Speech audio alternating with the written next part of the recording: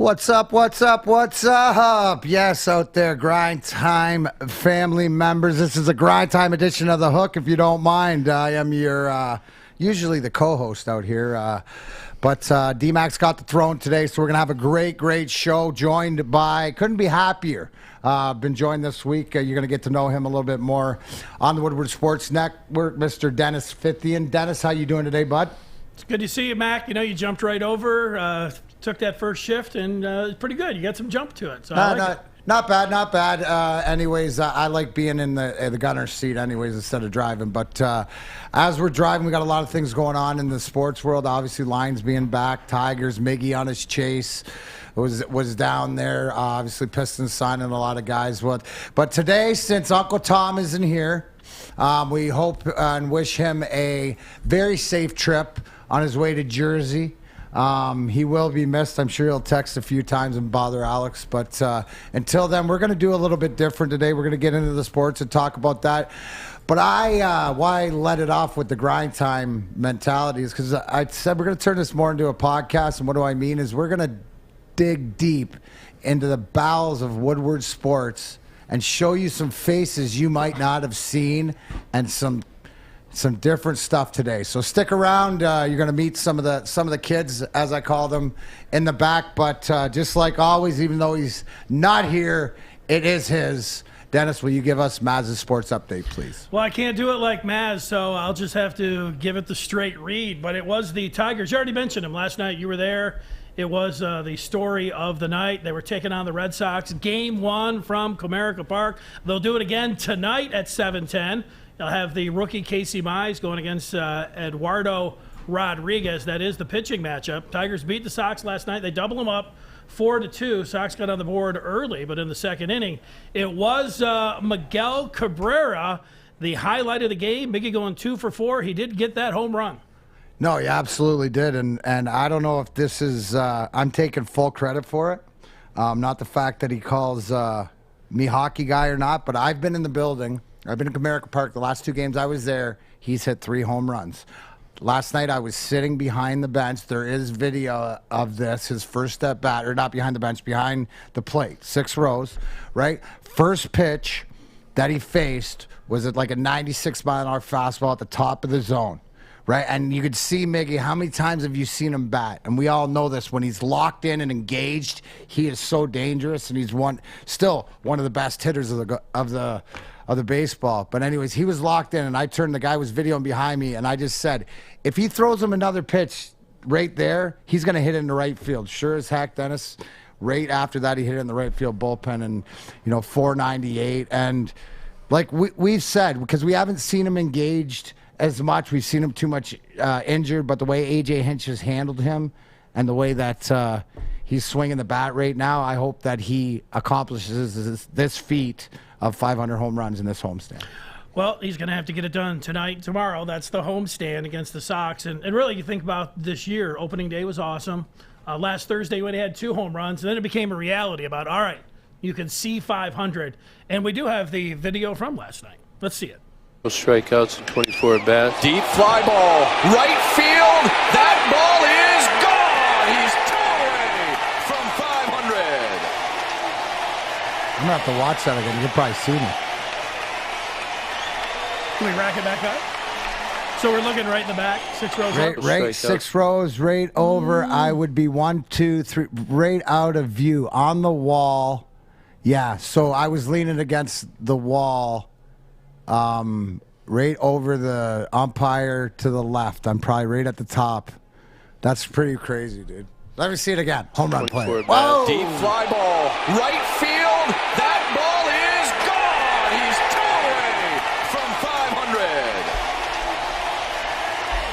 500. The guy was leaning over there a little bit. I mean, I don't want to tell him to make more of an effort because he could have went tumbling. He could have got hurt there. But, it was close to being able to get 498, being able to snag that one.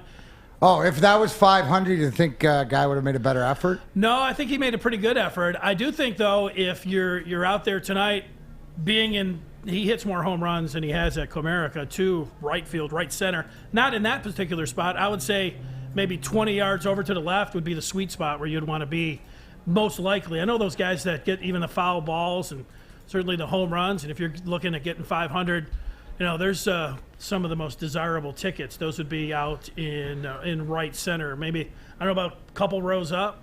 Yeah, no, it is. And one of the things that to mention watching the game and being there is, like you said, the Sox got off to an early 2-0 lead, and it was a great play, but such a bad throw that caused the error on the first. I've never seen a throw so wide to first base than what was it, Castro or Candelario that threw it over. Made a great play in the hole. Anyways, down 2-0, but I'm going to give props to Willie Peralta, the pitcher.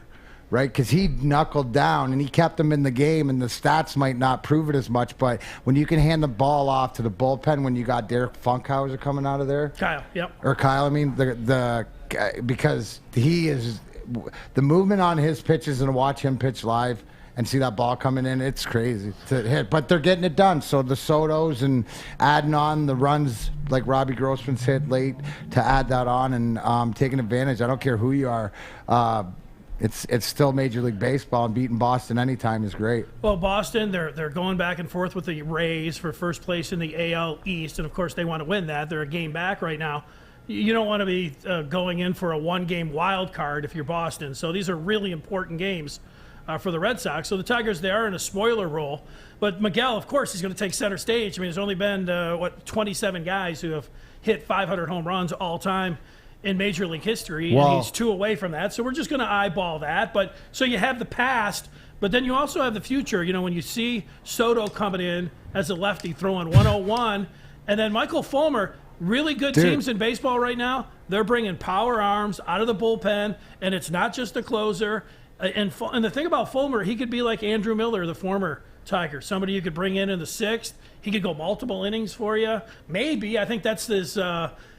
That could be the ceiling for him. I'm not saying that he's going to come in and be Andrew Miller and take over at the 6th and take it all the way, but he's got that kind of arm. Of course, a former starter, but he could be a real weapon coming out of the bullpen. And to God's honest truth, I'll wear it in. I bought a Michael Fulmer jersey before the game last night, and to watch him come in and strike out 3 guys at the in the 7th and stuff like that, to come in, the health is what's the most important, that he's healthy. And so I think as these guys are healthy and these younger guys can go deeper into the game, they stretch these arms out, but the bullpen can be an asset instead of just being a bomb sale or whatever. So that's it. They're fun to watch, whoever's going down there. It's exciting. Fulmer gets them all swinging, and it wasn't like you had the bottom of the lineup. You had the heart of the lineup that he 2, went 3, through. 4. Cisnero went 1, 2, 3 in the 8th, and then Soto got, after 2 outs, had 1 on, but he got the job done. So it's great to see a bullpen coming out, and that flashes towards the future, and that's what Casey Mize is going to bring tonight, a flash to the future. So, tonight, I don't know, guessing on the crowd or whatever else, you want to go down and you are too shy of seeing history with Miguel Cabrera potentially getting to 500, then Casey Mize on the mound. Pretty good night to go to the ballpark. Pretty good night, and I don't know how many times, like 3 or 4, just it was such a perfect night. Just looking in downtown and seeing how beautiful the city was. There's a lot of things to start of things to be happy about. The one thing too is, like you said, 27 Major League Baseball players that have hit 500. I think he's more keyed in on the 500, 3,000, which is he'll be the 6th one. So 3,000 hits and 500. That's I think that.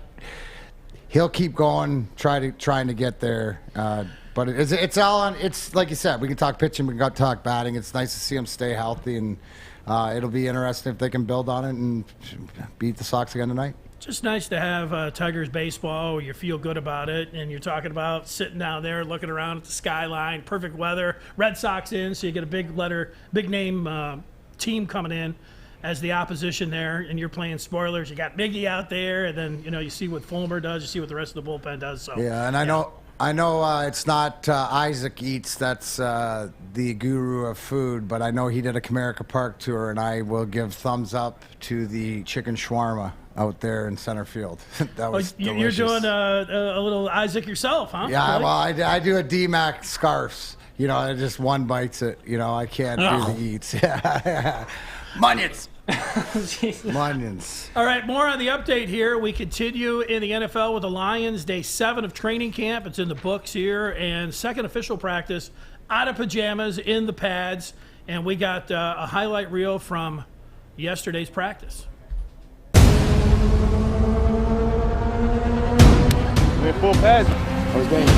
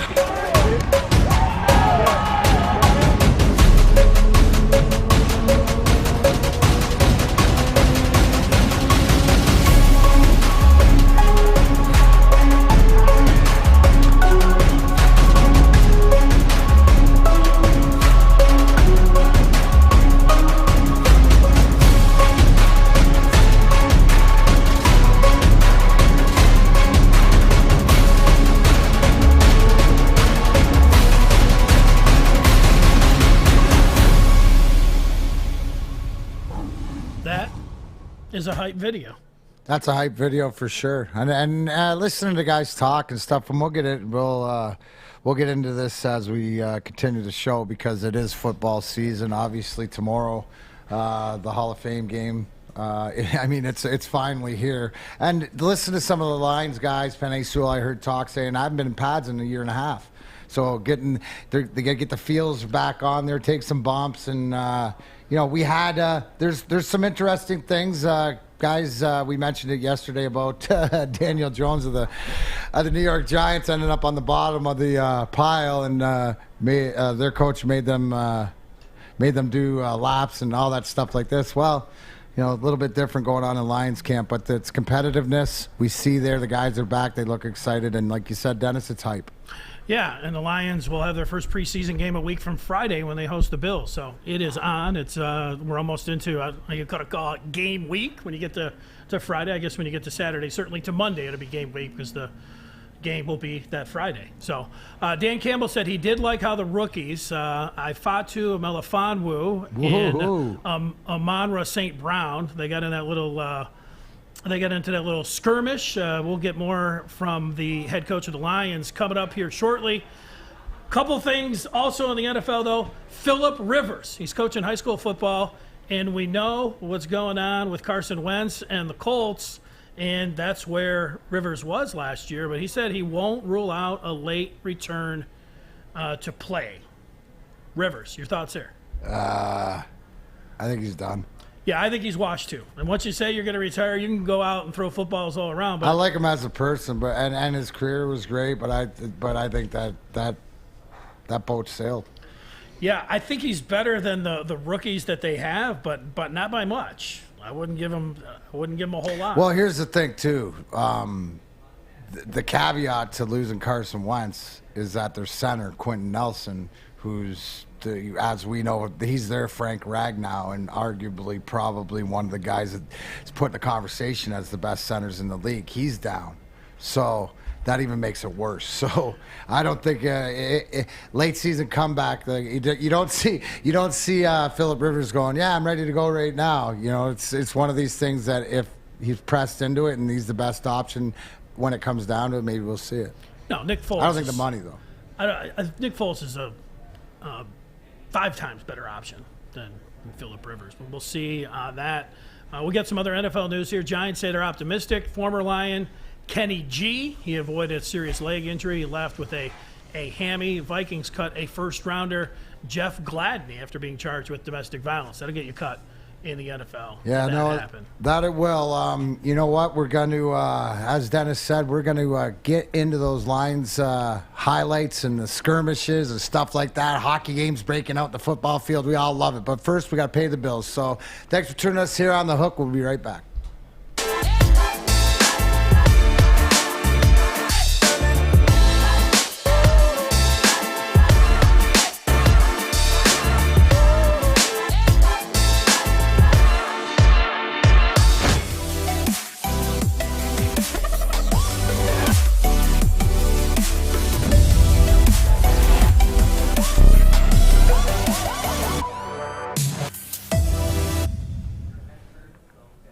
Northwestern Tech. Start a new career in an industry that is always essential, the heating and cooling industry.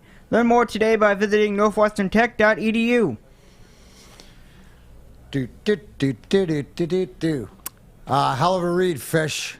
Awesome. Nice to see you got a little bit of cooling agent there, and Northwestern Tech take care of you in the fishbowl. Anyways, Fish is in the fishbowl. Alex is always on the ones and twos. I think the juiciest one is Juicy running the socials today. I think he is. You think he is? Who knows? We're going to hear from the kids later on, but I want to start off, Dennis, you brought it up. Dan Campbell. He was excited a little bit, but what do you think? What do you think about skirmishes in practice? I've been a part. I've been a part of breaking a bunch of them up. The biggest one I think everybody remembers was Keith Primo and Bob Probert back my rookie year. So the funniest thing is watching Barry Smith. Remember Barry Smith? He's all like Sure. 5'6", trying to get in the middle of them, and it's like, get out of the way, Barry. Here, let them swing at each other for a minute to get the points across. But what do you make of that? Early. Well, I've never seen, whether it's college or pro, I mean, you get into camp, there's going to be some fights. And it's going to happen. What you are hoping that does not happen is that you have any of your star players and they end up getting hurt. You don't want anybody to get hurt, but it's the one thing when you're hockey's one thing, because you might have to have a little couple skirmishes to maybe get ready for the regular season or even the preseason. But the thing about football fights, I mean, these guys are wearing helmets. You don't want to punch somebody in the helmet. It's stupid. You don't want to punch your own team. You don't want friendly fire that way. But a little shoving back and forth, it's it's to be expected. You're going to have it. Charles Woodson, first practice, it's infamous at Michigan. Him and Ty Streets going at it, wrestling to the ground. He was fired up, wanted to show that he could play. You hear those stories all the time. Well, it always gets me when I see guys throwing punches with helmets on. Trust me, in hockey, but there's usually an opening, or you can punch that helmet off. It's not a gridiron. Alex, will you put that tweet up from Campbell again, please? Dan Campbell, encouraged by the scuffle at practice, sees value in occasional fights. I was fired up because they were competing, man. Campbell said it was good to see both of them, two young bucks, go after it. And I think that's what it is. And as long as your coach knows, and there's two different scenarios, because we also, there's also a Twitter out there, Alex, about Joe Judge, the coach of the New York Giants, stopped practicing punishing his players after brawl breaks out. That's right. We mentioned it yesterday how the Giants, they had a scrum, and Daniel Jones actually ended up being in the bottom of that, as Maz alluded to, and almost getting hurt. I guess the red jersey. He's got little hands. Yeah, I guess the red jersey didn't really help him out too much, and as a result, Joe Judge made the Giants run sprints. But, Dan Campbell, he brought up some good points about, you really don't see fights at Lions camp. I can't even remember the last time there was a fight at a Lions camp, but now after the points that Campbell's made, I actually don't mind it. There's a good chance that we haven't seen fights because the players probably knew if they fought in front of Patricia that they were going to punish him. But maybe Campbell is manifesting this competitiveness and encouraging his players to go at one another, and so there's different. That's the result. Here's the thing. There's different kind of competitive anger. Are you competing, like it said, two young bucks, two young alphas trying to stand their ground, or are you doing something disrespectful? Remember his keys? Do you remember what his keys were? Dan Campbell's 4 keys, Alex? Don't be late. Don't be late. Watch your weight. Respect your teammates. Respect the game. Yep. How hard that right? And it should be as easily. It should be an ingrained in me or everybody else, right? It's because that's the way or what you believe in. So to me, that there was no disrespect going on. That was what he wanted, competitiveness. Now, in contrast to that, it also goes to show when there is disrespect or something, because there's two totally under control violence where you have maybe in your household you have brothers or something like this, and sometimes it's like, you two go figure it out yourselves. Somebody comes back bleeding, but it's all right. There's a different way to do it, and I think that controlled in the environment when it's for, then it's okay. Yeah, in football, you have to harness it. You have to get over there. You have to play with your technique, and you can get out there and you can blast somebody, but what they always say, you have to play to the whistle. you can get out there and be a madman if you have your technique and you can go crazy. As soon as the whistle goes, you can't take a guy then run him out of bounds. It's going to hurt your team. So you got to have that controlled aggression. That's part of camp. You can get fired up and say, hey, that's great. Now you got to just get back. And one thing about football, like baseball fights are crazy, throwing helmets. Hockey, it's different because you can be patient and wait and get out there and you can actually do something with your fists. Basketball, there's just a bunch of pushing and shoving. There's never anything going on. But football, like, you know what? If you're an offensive player, you can embarrass your guy. If you're blocking as a wide receiver and as a defensive back, like we saw with these two guys, and you can get after them. It's as soon as 40 seconds are done, you're lining back up there, fire off the ball, get into them, block them, put them on the ground. Yeah, no, I mean, it's a different beast. But again, you brought up a great point because who are the ones that can do it between the whistles and not the biggest thing, the most frustrating are those unsportsmanlike penalties or false start penalties. And this is all part of discipline and teaching that hunger to play as hard between the whistles. Well, and you know what? You mentioned Joe Judge, the Giants head coach. Yesterday, he had him doing down ups and he had him doing the old Herb Brooks, again, had him up and down, everything else. But you don't want your quarterback at the bottom. Like, here's the thing. Like, okay, you guys, boys, we're fired up and everything. But you don't want the franchise on the bottom of the pile. Today, there was no harm, no foul. I saw a quote right before we came on here that Joe Judge said that the skirmish yesterday turned him on a little.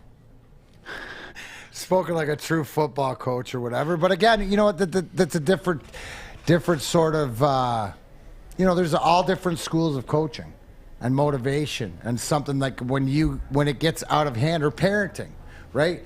To me, it sounds like at the Giants, it got a little bit out of hand and you had to corral the pets and get them all back in. And, you had one running here and one running here. With the Lions, it seemed like it was, under supervision and controlled. Well, it was isolated with the Lions. You had two rookies. Right. And that's something you can expect. You mentioned them $2. I mean, you always see that, they're lining and saying, all right, who's tougher? We're going to show the offense. We're going to show the defense here. The thing that was different with the Giants, they had a full team brawl. You don't want a full team brawl. I mean, sometimes that can bring you together. Certainly, you don't want to be, hurting any of your franchise you had a full players. team. You had full team Herb Brooks down and backs anyways. So, our prestigious beat writer for Woodward Sports, yes, the impeccable Corey Woods, for his Day 6 update from camp. 7 update.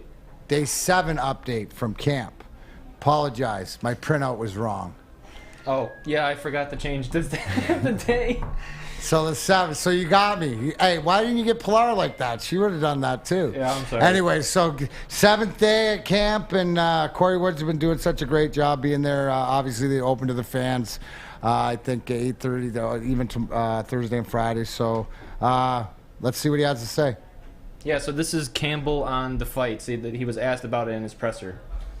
Yeah, I mean, I was fired up. I mean, because they were competing, man. It was good to see both of them, two young bucks, go after it. They were.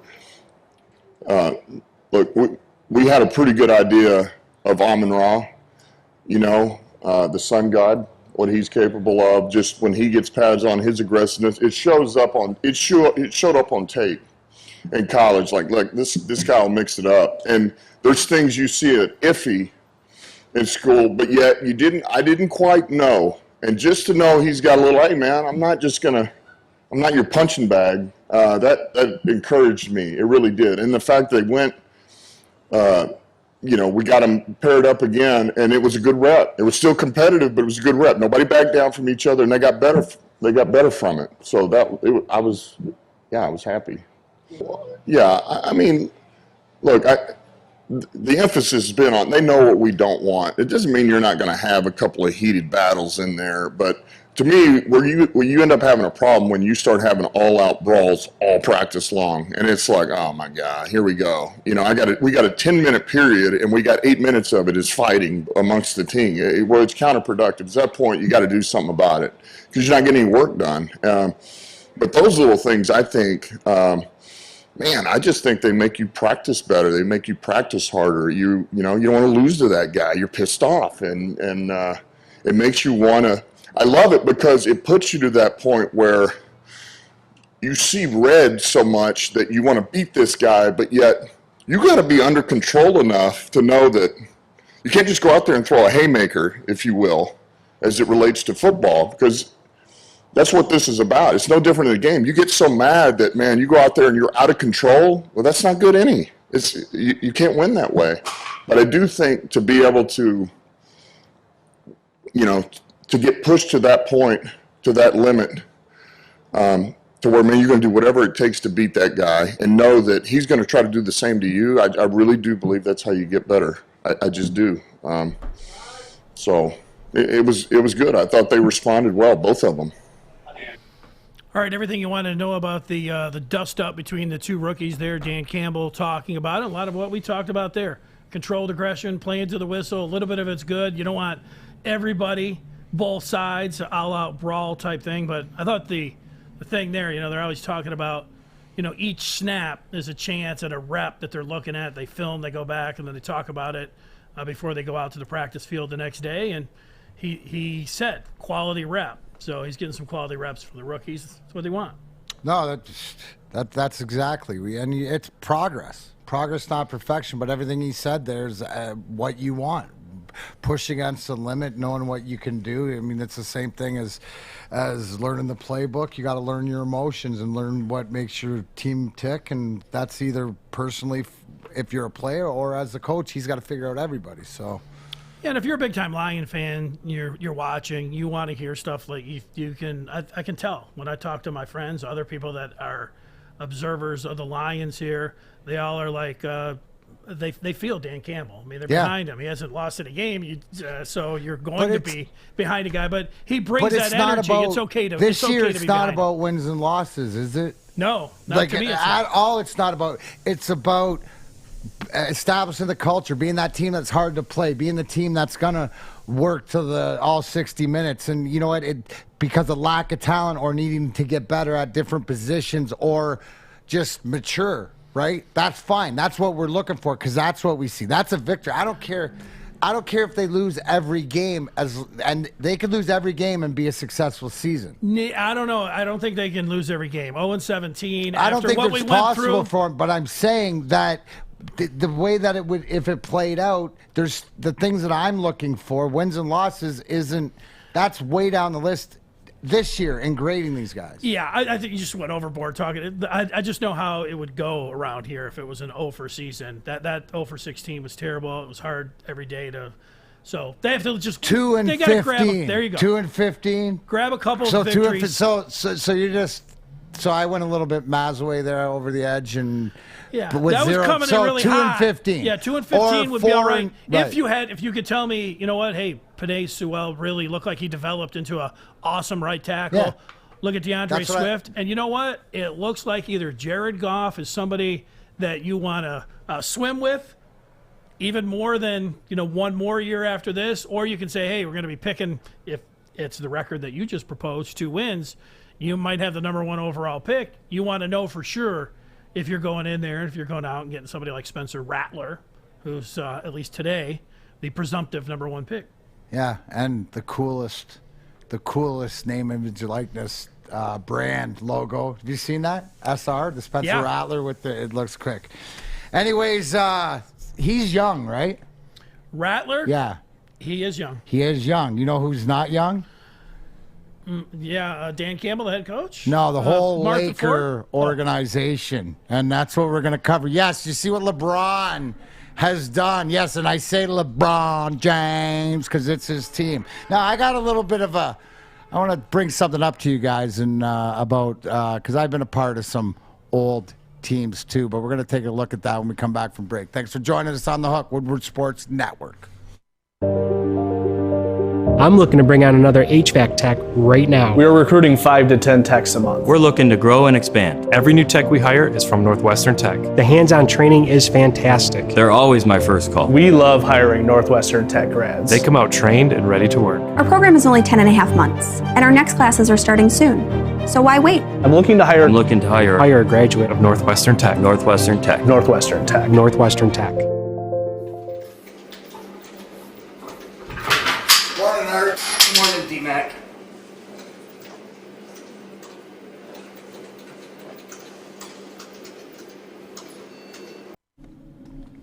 What's up, guys? DMac here. It is Wednesday, hump day. If you need your lights, hopefully the weather's been so nice you wouldn't. But if you do, go to coachportland.com. Check out all the great stuff, even the machete. And if you want one yourself, hashtag how we coast. Get it in there. Get it in there. Fridays, I'm going to allow Alex to give away a gift certificate because I will not be here. I'll be at the Darren McCarty Grind Time Family Golf Outing at Links and Novi, and I look forward to seeing anybody out there. But until then, Coach Portland been around since 1919. They do it yourself for first responders. This stuff is the bee's knees. So, again, hashtag how we coast, and you can get a free $100. All right, yeah, here we are. We continue on. I'm so infatuated with the knife. I love it. Every time you pull that thing out, it has that's not a knife. This is a knife. It's not. No, it's not Crocodile Dundee. It's machete. Danny Trejo and machete. Yeah, I would love to have one of those around my house, out in the woods, out there, the Peach Mountain and Dexter. You know. Hey, hashtag how we coast, and I'll see if I'll put you in the drawing. Maybe we could get you a gift certificate. Hey, I might just have to go down there and get one, or there you go. buy one myself. WSN 20 if you use coachportland.com. I do want to tell you before we go back and you talk about how long in the tooth that the Los Angeles Lakers are, that I haven't been driving around a whole lot in the last year and a half for obvious reasons. But really, I've been just go to the park. But I started driving Monday. I came out here. And I said, you know what? Let me grab that app, the Woodward Sports app. And I just typed it in. I was like, boom. And within 30 seconds, I had it on my phone. And I was like, WSN app on iPhones, on Androids, anywhere that you can find it, get it downloaded, take us everywhere you want. And Dennis, the only thing is that you were just a little bit sad you didn't stumble upon it for your park walks earlier. Yeah, you're right. I could have done that. See, I wasn't thinking about that. Sometimes you just need to be led right to the water. Sometimes you're thinking, okay. Yeah, but you drank. I did drink. That's the thing. That was the important You drank. Part. It's on there now, and I've got the Facebook Live feed up right now. I'm in there throwing some comments. Just one I have. Yesterday I was throwing 4 or 5 of them up there. But it's fun to get in there in the comments and see what people are saying. The first 5 games, I know another detour really quick. But no, we're good. The Lions, the first 5 games, really the first 6, actually, because you include the Rams there, or is that the 7th? It's a real murderer's row for them, like right out of the gate. And who is it here? Jeremy was talking about getting 2 or 3 wins in those first 5, and that's an optimistic look at the early schedule. If they go out there and get 3 wins in the first 5, then you're talking about this team being a surprise team in the NFL. Yeah, well, we'll wait and see. Like I said, wins and losses, it's sort of watching it build a foundation. They build a foundation right. It's just like everywhere else. You look at all the teams. I'm not the only one seeing it. We have positive things to say about everything going on in this town. What about the AARP cards that the Lakers are all eligible for now? You're taking a look at some of the players that they signed. What do you think? I had the fellas in the back. A.K.A. me. A.K.A. the fellas in the back. So Alex's people. Alex got his people on this. Alex, thank your people for me.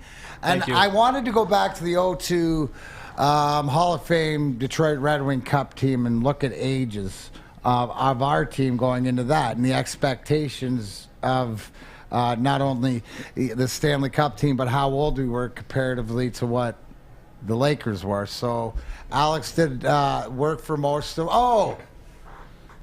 No, so the 2 goats are highlighted in yellow. Oh, no, I thought you highlighted Tom Mazaway's most hated players on each team. Oh, well, that too. Yeah. LeBron James. Imagine you had a vine after you, D-Mac. Darren McCarty. Well, you know what that jumps out at me at that list, Mac? What? Is that if it was actually Dominator, if you guys didn't have Ozzy as the backup, there was going to be no cup. Yeah, where's Hasek on that? Or no, that's the 08. That was the 08. That was the 08. Where's Hasek on there? Not on there. But must not have been 35. You better watch... What year was he born? And if he's 35 or older, Alex. Anyways, but you look at that, and I think for a basketball lineup, and a lot of these guys have a lot of tread on their tires, and I just don't see it. I just don't see what they're trying to do. There's got to be somebody, I know bringing in Russell Westbrook, but do you think it works in L.A.? Hasek was 37, by the way. Yeah, you know what? So I would have put him on that list. I'm sorry. I'm just saying. That But jumped out. hey, that's why you're technical director, not producer. Hey, you get to see. That's why you have people. You get to go yell at one of your people that did that. I don't have any people. It's just No, me. dude. See, that's the problem, right? I I know, know I you need got some no people. people, but the people don't know you got no people. So when you said you took care of it and you had him taken care of and it won't happen again, then the people think that. Mac, you should at least be happy that yesterday you came up to me and you're like, hey, can you make me a graphic that puts the 2002 Red Wings next to the 21 Lakers? And I could have just went, I don't want to do that. I have to prep the whole show by myself. No, I did what you asked. Hey, you've been taking lessons from Art how to whine about doing your job, right? And actually, you know, I mean, listen, do you want to do the job or do you want to do the job good or do you want to do it great? I'm just trying to give you. I did it good. I mean, that's why I'm gonna put I it just up on the gotta screen call again. it like Look at I think Hasek, you know, is older than. Okay, so you know why I missed But- Hasek was because the skaters were at the top of the list I was looking at, and the goalies were at the Because bottom. you did a half. Yeah. Hey, did you have a Mezcal mule? Were you sipping on the 8 Mile and Yoo-Hoo I would when you never did that? drink on Because the that job. sounds like you know that. So next time we'll look a little bit more because remember you're a hockey guy and you know that there's goalies. I know more hockey than you, actually. There you go. You know more hockey than Maz. Yeah. Anyways, is there a takeaway that you get? Like what I'm saying, and obviously talent, age, whatever like that, if they can make it work, they can make it work. But we weren't even that old as a whole team, even with older guys. That was my point of bringing that up. Yeah, my thought was I just looked back to this last year and I saw the Nets and they only had their big three play 8-9 games together, and it was like, well, is that going to be enough? They only have to throw be as a group or a trio 8-9 games. They're just going to run into the playoffs. They're going to be the favorite. They were the favorite, and then 2 of the 3 got hurt. I thought that the Lakers were going to beat the Suns in the first round if Anthony Davis was healthy, and he wasn't healthy, and they didn't. So injuries are going to be a part of it. I'm not going to sit around and say, oh, the Lakers would have won the title if they'd have had Anthony Davis. But if they have Anthony Davis and LeBron James, and it's going to be the same thing with the Nets. You're going to talk about the Lakers. You're going to say if. And the if part is if these older players are going to be able to stay healthy. I liked Kyle Kuzma. If you look back to the championship team that the Lakers had just 2 years ago, KCP, who we had here in Detroit, he hit some big shots for him. Danny Green ended up getting injured, but along the way, he was a pretty good three-point shooter for him as well. And the guys that they're putting in there, Westbrook, I like him as a player, but he doesn't really fit as a playoff. It's an interesting mix because he's not a very good shooter. And then Carmelo is 157 years old. That's more of just a name. You're bringing him Carmelo because he's LeBron's buddy. I don't like that part. No, yeah, you're right. It's always interesting. But I don't know if you guys caught this or not, but this came across that this is such a great guy, and I wish Maz was here because this is his favorite guy. But LeBron James, he had a to-go party and then a welcoming party in the same day. Did you see this video of him saying goodbye and hello to his old and new teammates? Right this way, y'all. Come on. Let's hurry up. All right, Montrez, be easy wherever you going. Caruso, you know I mess with you, but we lost first round. I can't forget that one, man. See you later. Hey, Kuzma, did you get everything? Yeah, I got everything. Are you sure? Because you're not coming back. You know that, right, Kuzma? Yeah, I got All right, put on the red shirt. You really sorry. I just want you to never forget that. And get in the car. I'll see you in D.C. or China, whatever. I don't know. All right, Bron. Don't call me Bron, it's LeBron. All right, you had 2 points. Do not forget that. Get in the car. KCP, you know what it is. I feel like I was hooping, bro. You hold me, man. Okay, well, go hoop and dish to the company. Act like I don't care. You can be mad. Y'all go. Hey, look. Y'all drive safe. Hey, get them something on me. Yes, sir. See y'all later. Russell Westbrook in the building. Welcome to the Lakers. I'm going to go and let you know right now. Don't shoot the ball in the fourth quarter. Drive-ins only. And this is my team. There's one ball on the court. You do understand that? Yeah. All right, man. Hey, look, welcome to the Lakers organization, Russell Westbrook. Head to the locker room. Hey, Dwight Howard, stay right here. Welcome back. Stay right here, though. Hey, Trevor Ariza, man, how you doing? Yeah, I'm gonna let y'all know right now. Look, Yeah. I'm gonna need y'all to play like this is 09. If y'all not, y'all gonna go back to where y'all came from. Y'all do understand that, right? Yeah, I got you. All right, play your part. Got Hey, you. head into the locker room. appreciate you. Y'all might not be there for long, though. Melo! What's up, LeBron? Man, you ready to get a ring? If so, you gotta do more than that jump shot and that corner three you've been doing for the last 7 seasons. Stop playing with me, Brian, man. You know me. Yeah, you right. I know you, but hey, like I said, you gotta do more than that, all right? Hey, come on, man. Welcome to the Lakers, bro. For real. Hey, but I had a lot of friends on this team, and I sent them all packing, you feel me? I'm trying to get a ring. Another ring, you feel me? Dwayne Wade, gone. That's my dog. You my dog, too. Is that just somebody that I just threw that found- together? Yeah, that guy's funny. Dude, that is funny. That guy's got a future. But how true is that, though? Everybody says, and that just, it's interesting how it's going to play out. But obviously, it's LeBron James, so it's we're talking about it. And look, we saw it in hockey. Like you can have the Oilers, you can have maybe the best 2 players in the league, and that's not going to get you anywhere. Maybe it's not going to get you anywhere. You need the supporting cast. Basketball, you need a supporting cast, but if you have 2 players, LeBron James, Anthony Davis, you've got a great starting spot. If you're the Nets and you've got 3 and you can just surround them and you can stay healthy, you can be in the finals. The Lakers and Nets could be in the finals if you tell me that the Everybody's Nets healthy. 3 and the Lakers top 2. I would predict that those 2 would be in the finals right now. Absolutely. What do you got, Fish? Alex, did you pull the video? What video? The video we just played? Obviously, yeah. Okay. Have you seen the guy's other videos? Yeah, he's actually like a good comedian. Yeah, Like, he he- actually has a lot of good videos. Like Yeah, good he does skits. similar videos like that. Yeah. For 2 seconds, I thought it was Kevin Hart, but then I was like, no, he's too tall. Yeah, I know he's too tall. He's too tall. No, I love it. But, keeping it with basketball and stuff like this, did you guys see the new, the Pistons release the new court design for the 2021-22 Thank God for Big season? Sean, because this looks really nice. So that's the old one? No, this is the new one. Oh, that's the new one. Yeah. There's 2 new ones. Yeah, This they're is- both new. Yeah, this is number 1. and Okay, that looks this old. is number 2. I Notice like how that they're one. like not that different. That, probably one, 'cause they're that one's more, to me, new age. The other one's more retro. Notice how like the baselines don't change because Yeah. they want to like save money here, and they'll only probably switch like center court. Alex, I don't think it's to save money. Why do you think it is, Fish? I think I it's think 'cause just to it- change up the design. No. So optically, it doesn't Because change. they still have the shooting. red there, so they want everything So to as be a blue. player, Alex, when you're shooting there all the time or whatever, it never changes your perception because of color or whatever. Not that I'm a shooter, but any little change. Well, I think that's a good point. If you look at the 313, and I like the 313 logo and everything that the Pistons incorporate with that, but if you look at just the floor there, it doesn't have all the Pistons colors. It looks like that could be like the Memphis Grizzlies home court, where the other one, you have the gigantic logo, the Pistons, that even goes out into the sidelines. I like that. But I think both of them are fine, and I like that they're changing it up there.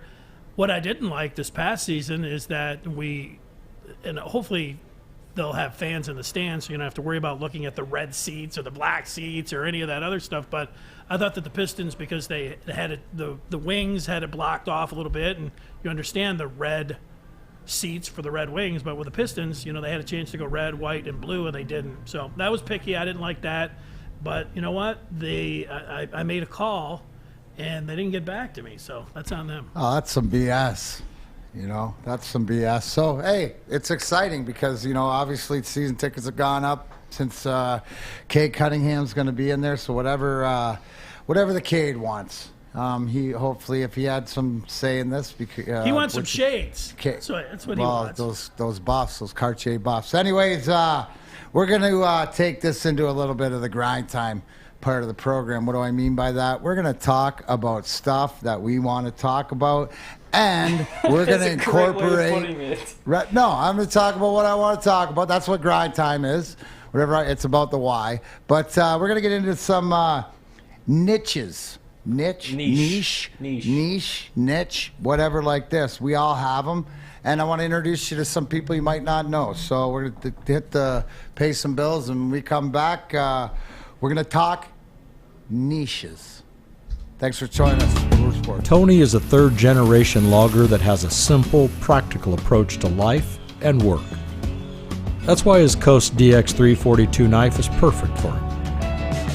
The stainless steel blade is rust-resistant and made for all-weather use. And the double roll-lock safety ensures that it will never inadvertently close when he doesn't want it to. That's why Coast is trusted tough. Since Corey's been wearing this LeBron James jersey around the network, it's been falling down a lot. And you know, really, that's it. Dan Campbell is going to be the man for the Lions. Don't you agree, Corey? I didn't even touch you.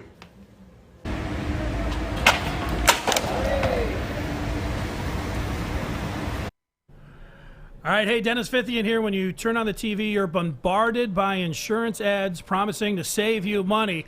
But if you really want the best deal, you need a local agency that knows the local insurance markets.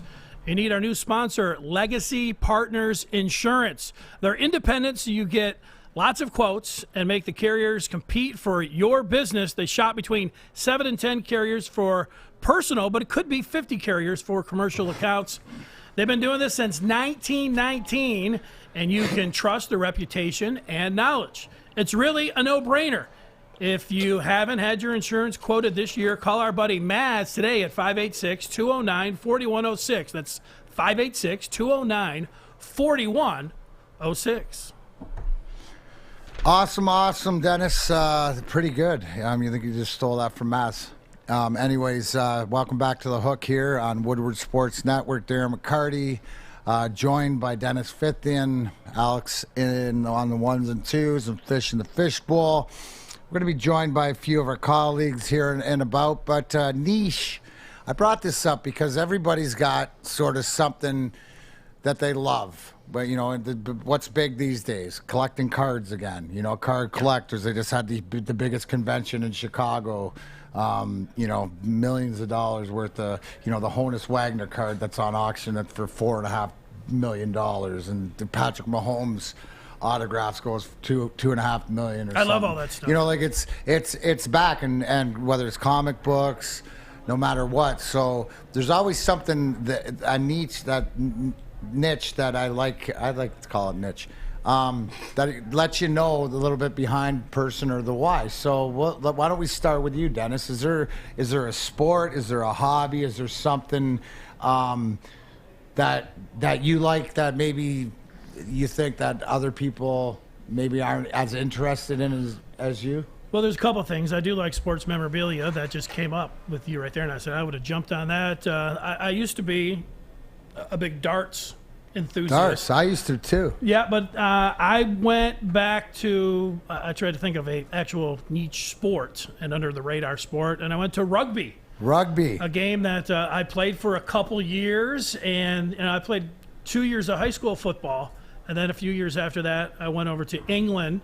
My mom lived there for 10 years, and I played rugby union for the Menwith Hill Quakers in North Yorkshire, and you quickly, you played football. I played football, so I knew how to tackle, come up and tackle. And, I liked the game so much that when I came back, I told my friends, like, you know what, I like it as much as football. They're like, no way. And I was like, you know what, it's a continuous, there's no stopping and the coaches running in plays. It's just always going. It doesn't stop.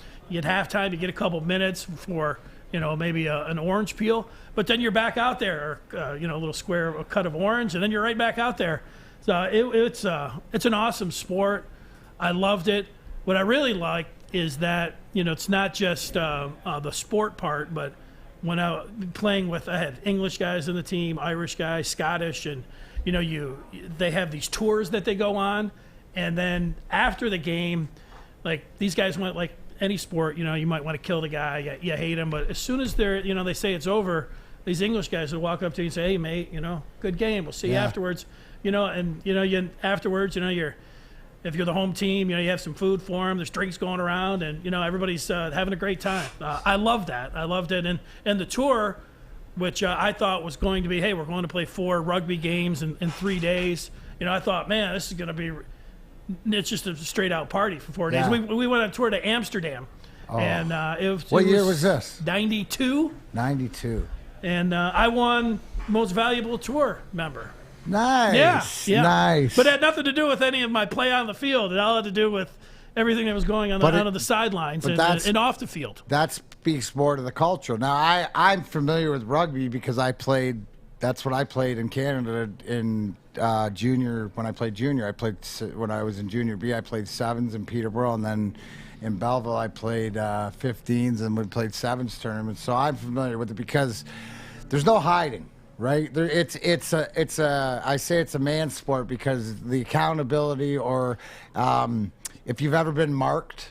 If being marked means that you did something bad and the whole other team marks you, goes, mark this guy. That means whoever can get a good shot in on him, that means he's open up. You talk about rugby because, to me, that's one of the old school, it's about the culture, right? And you explain into that to be able to learn the game from, over in England and stuff. It sounds more to be like those derbies that Fish and soccer and stuff like that. Fish is also...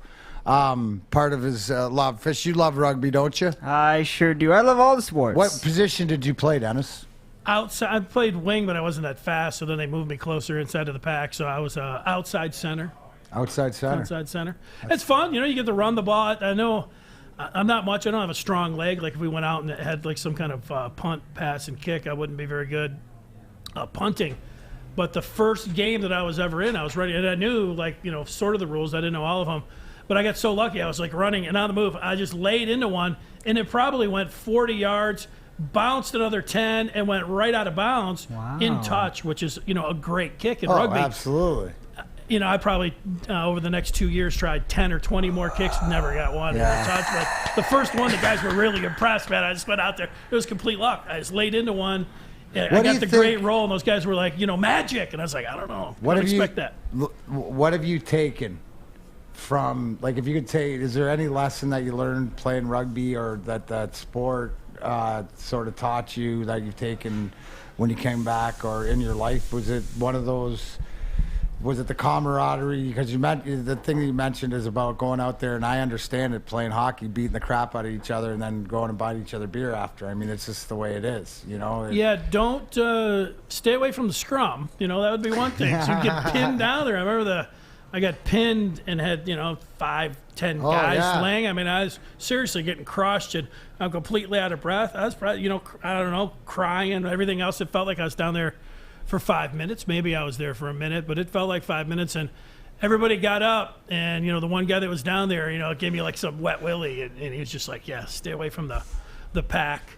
But no, you know what? I think it's when you play with a team. I'm still friends with over the years people are all scattered across the country there, but we all still talk, and we still bring up those stories, and we talk about our tour in 1992 to Amsterdam. We still sing the same rugby songs and things like that. So yeah, I mean, you play for a team, and we didn't win any championships, or I don't remember if we won the matches or not, but the lifelong friendships. Right, that's what it's all about. All right, so thanks.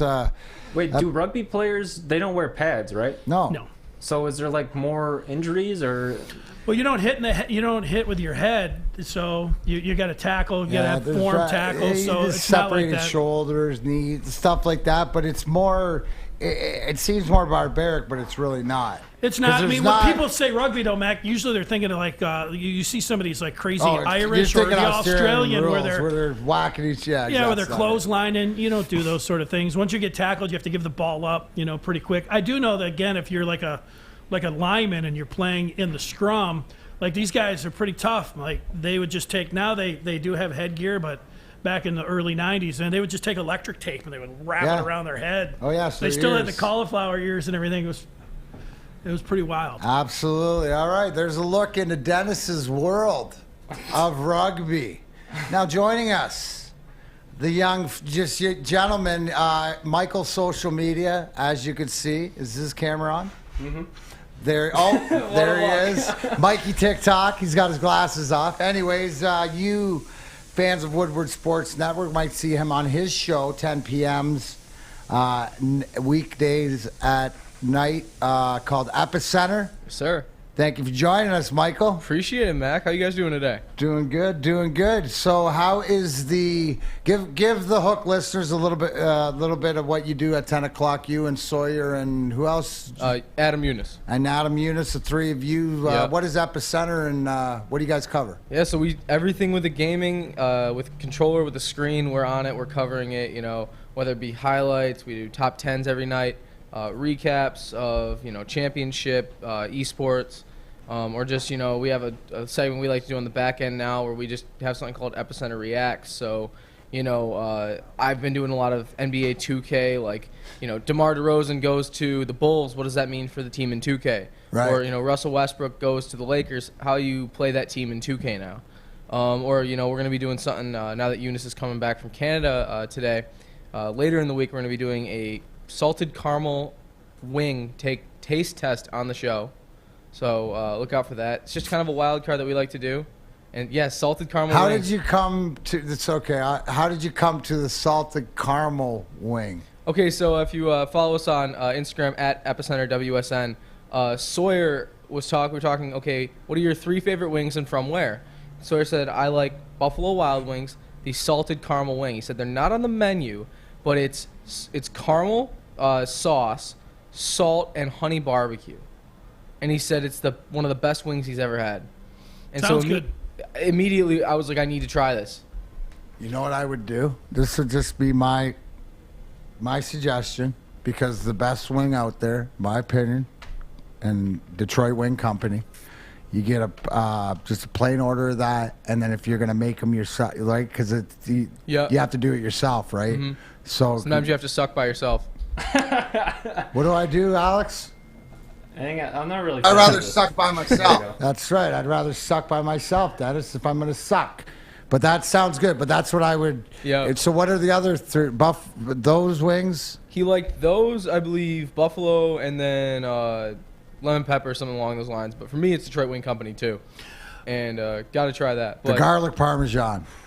And the Creole Parmesan. Yep. Anyways, I'm getting hungry. So lead us into the EpEcenter of the video game. What's the big game, or what is everybody into right now? And yeah.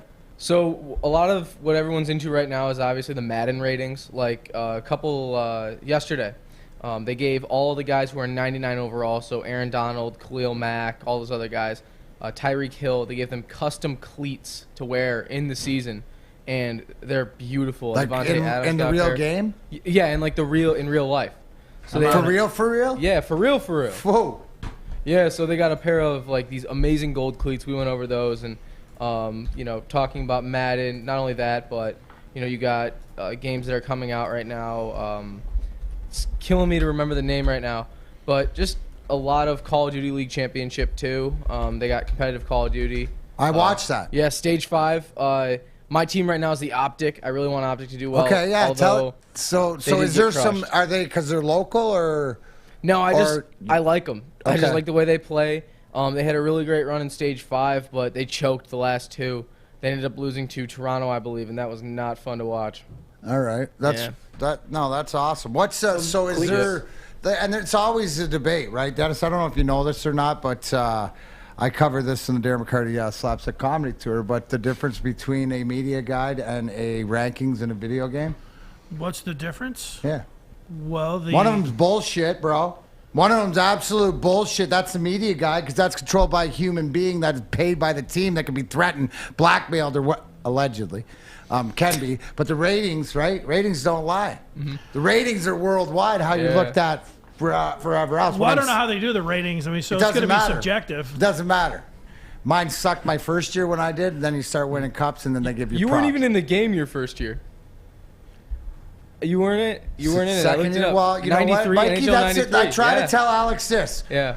Give me a reason. Mm-hmm. Show me that you needed. So I had to show that I deserved to be in it. Yep. But but one of the great things, like said to me, is that the fact that I got a Legends player and he's got like a 90 rating. Yep. Well, that's nice. Yeah, you can play. You can play with Mac. You can play with Mac in the current NHL 21 game. Yeah. NHL 22, you can play as Mac. You know what? Charlie Sheen said it first, but I'll say it: winning.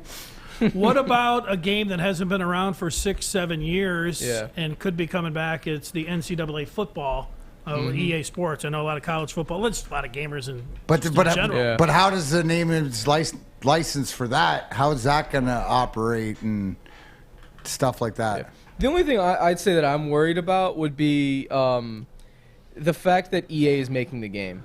Now, we've seen EA with Madden a lot, having to deal with, they've gotten complacent with the animations. It's all the same commentary every year. They just do basically a roster update and pretend like they did new stuff. I don't know about name, image, and likeness. I'm assuming, like, if you're the star quarterback, if you're the cover athlete, like a Denard Robinson, you'll probably get a higher overall. But that is the one thing, is I want to see competition with the NCAA game. So 2K, they announced they're bringing back one of their old game franchises. They might be getting into college football. They might be getting into that, and just creating competition, I think, would be best for the game, regardless of all the image and likeness licensing stuff. Cool, man. Are you guys doing that wing test tonight? No. What do you got coming up tonight on EpEcenter? Tonight we are covering a lot of just gaming news. We got a top 10 that we get send-ins from all the time. People send in their top clips. We're going to be looking at those and talking a bit more sports games, 2K, Madden, all that. So. Do you have a preference, the PS5 or the Xbox? Is there a better way? To me, it would seem which game you're playing or what you want. Some might be better. Or how does that work? It's all about preference and loyalty. Like, the first one you get is normally the first one you got. So PS2, PS3, I've had all those. Not the PS5 yet, but I'd say hardcore gamers got the PC, and then more casual guys have the Xbox and the PlayStation, just because it's more common. Because it makes a difference, right? Yep. Speed. That's cool. Well, that's Mikey TikTok. You might see him, you might know him. He's all over the Twitter, Woodward Sports. But how can they follow you guys? At EpEcenter WSN, EpEcenter WSN on all the socials, all the social medias. Follow us on the Twitters, the Instagrams, all that. All right. That's Mikey TikTok. Thanks for joining us. We're going to take a break, but I got a special for you.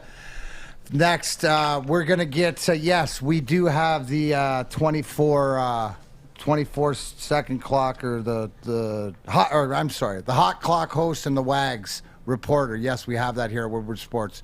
You will get to meet her when you come back here on The Hook. Welcome to the newest Bridge Street Exchange, not only in downtown Fenton, now in the Somerset Collection. Located on the second level, south side, right next to Lululemon and Starbucks. This is where you can get all the hottest barware, or men's grooming products, or clothing, or, oh, that's what you meant. Don't forget they got some cool hats too, and there's a lot of great local Michigan-owned companies that you're supporting. And don't forget, all under $3. You're such a loser. But for real, take advantage, 15% off if you come in here. Tell Kevin that Woodward Sports sent you. Or stop! Bridge Street Exchange, downtown Fenton. I'm trying to find me a shirt. Ooh, look at these swimming shorts. What are you doing over there, Stick? I'm trying to find me a drink. Ooh, look at these bonfire bitters. Ready for summer. Let's go. You know why realtors love using Hall Financial as a lender? Because of our commitment to speed and service. We have nearly 4,000 five-star reviews already. Call today, 248-308-5000, or go to callhallfirst.com. All right, welcome in the Hook. Welcome back, however you want to look at it. We're here. I'm Dennis Fithian with Darren McCarty, and we continue on, and we've got a special guest. Absolutely. You know her and you love her. She's does the hot clock. Alex, do you have a copy of the hot clock before we get into the most important part of this program? Sure. Let's see Kennedy at work here, ladies and gentlemen. Oh. Rocket Mortgage Can you use this audio? There's a beat behind it. I don't want you to get taken down. Line them up. It's training camp day 6, which means the You guys get the gist. This is me. I do 5 segments every day that are 24 seconds long. So the whole thing is I have to beat the hot clock before time runs out and tell you a full story of what's going on in today's sports news. So do you ever not make it? Yeah, I mean, sometimes I just retake it if it's super long, but if it's like a second or two off, I just let the buzzer cut me off. But sometimes I sit back there, like today, I was talking about NBA's Summer League that's coming up, and it was like a 30-second story, and so I had to just keep redoing it, and I was so out of breath back there. People were laughing at me, but you got to do what you got to do to get the people informed. So how many shot clock or how many hot clocks have you done so far? I think I'm on week 3 right now, so I'm on like 13. Yeah, so 5 a week, 5 stories a day. Dude, that's a lot. It's over 40. It's like 45, 40, less 6, 9, over 30. So you can check out different topics. Yes. Now that's the meat and potatoes and all that stuff. Check out, but the other part of what you do, the WAGs. If anybody doesn't know what a WAG is, can you explain what the WAGs are? So WAGs is like a sports lingo thing, I guess, and it stands for wives and girlfriends. So I write all about our favorite wives and girlfriends in the sports world. So I've done one on Jared Goff's girlfriend, actually, who I had the pleasure of meeting. She's a very nice young lady. So that's what I do. I like the drama of it all, who's dating who. So I've got a little bit of that here for you guys today. Oh, you do? That is awesome. The importance and why I'm here. Yeah, that is. Well, you know, what's important is because I don't know about you guys out there or anything, but, you know, I'm busy enough, Dennis, whether you are or, you know, everybody's busy, that I don't have time to figure a lot of stuff out. So that's why when I don't, I go to somebody who knows. So the biggest question that I have, Kennedy, and you're such a pro, the Kardashians, all right? The Kardashians. I need to know, and if you could see my board, I'm going to map it out for DMac. I have Kardashians / Jenner family, and I drew a tree. This is impressive that you knew this much. Do I have the names right? And yes. have I spelt them correctly? You have. Kourtney, Kim, Khloe, and Rob. Right. And then those are part of the Kardashian clan. Yes. And then Bruce / Caitlyn. Yep. Kendall and Kylie. Yes. Now, the question that I asked you, what were the best Kardashian... What did you bring me a list of today? So today we have a list of the Kardashians' best boyfriends / husbands that were athletes. So these are them ranked based on athletic prowess, if you will. So it wasn't anything. You didn't no stories, no lingo, no big D energy, nothing like this. No big D energy. Well, that's it. It's a promo to the new show next on the 12th. So now would you have? Is this your order? This is my order. Okay. So. Now, how long? Well, we obviously know Caitlyn married whatever Chris. shot whatever. Correct. Okay, so yeah, go and obviously decathlete, so that wins. Yes. Now Reggie Bush, he dated who? Kim. He dated Kim right when the beginning of Keeping Up with the Kardashians started. That was like Kim's first boyfriend on the show. And so Reggie was first. Yes. Okay. On the show. Hold on Kim. Reggie. Yes, first. Reggie for Kim. And I ranked Reggie number 2 under Caitlyn because I just think he is a college football icon. It's for me. And I'm sorry, Reggie, that you're not getting your Heisman back, but things happen, right? So Devin Booker, who got him? So Devin Booker was, you can put him on the Jenner side, he was with Kendall. He was? Yes. Okay. Dude. He's not still with her? No, they're not No, together. you don't. Listen, they'll figure it out when they get me a board that works, Alex. So this is for me, not for everybody else. I'll be able to report later, so don't worry about it. I changed the camera so the people can see your board, and now you're just... They what can't even is see that my board. under Kim? It's a scribble. It's Reggie. Reggie. They're not supposed to read it. I am the convert Kennedy the is message. 2 feet away from the board, and she can't even read it. So Blake... Yeah. So, and then Blake... Wait, no kids, right? No kids? Okay, well, Caitlyn, obviously, well, yeah, we got that. Two. We all can... Even Reggie, I can figure out that. Reggie? Reggie didn't have any kids with Kim, but his current wife looks exactly like Kim, and they have 2 or 3 kids. Okay, I'm not putting that on the board, but you got it. But That's they look Reggie's exactly type. the It's a big same. booty. Yes, and so she is a Reggie's... No, I mean little waist, big booty, the Kardashian type. What are you No, and laughing she's about? impressive. So she is a famous dancer. She's a professional dancer. Now, Devin Booker, I don't believe, has children. Okay. So no kids there. And then Blake Griffin has kids, but he was not with who? with... he was also with Kendall. Oh, Kendall Kendall really likes the basketball players. If you're going to know anything about Kendall Kendall Jenner, was it's with that. Blake when he got traded here, correct? Right, and then left before he Yes. was here. Right. So she was not going to come to Detroit, clearly. And And then so he has 3 kids, I believe, with someone that was playing basketball at University of Southern California. Then Lamar is. Lamar Kim, was with or Chloe. Yes, and they had a reality show together, and so I put him up there. There's so many basketball players that these girls have dated. Well, what that about it was- Tristan Thompson? Right.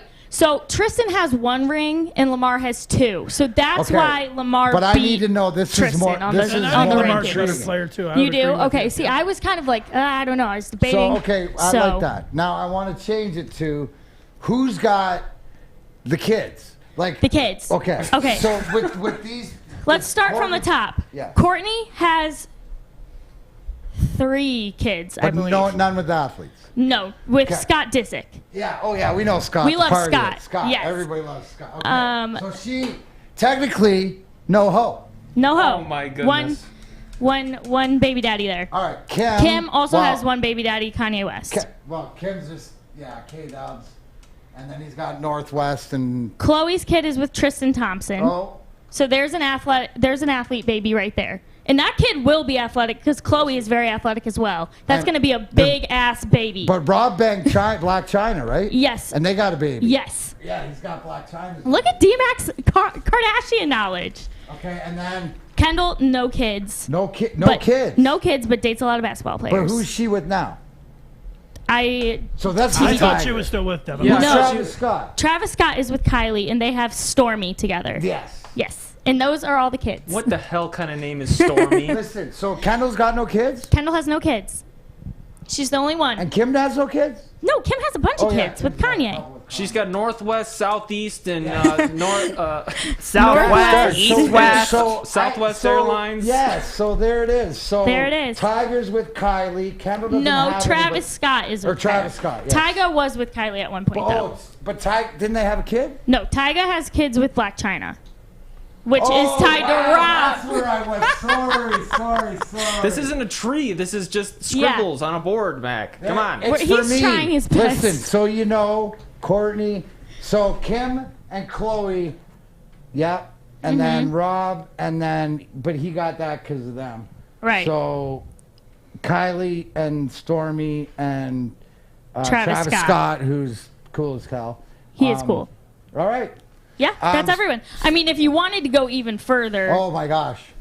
Caitlyn has a ton of sons as well with her first wife, Brody and Brandon and. Oh yeah, Brody. Yeah, but they're not on the show anymore, so they've fallen off. So. Okay, so we don't care about Nah, them. not All right, really. anything else in the WAGs world that you want? Oh, sorry. Well, it is in the WAGs. But it's off the board here. It was going back to Jared Goff. Yes.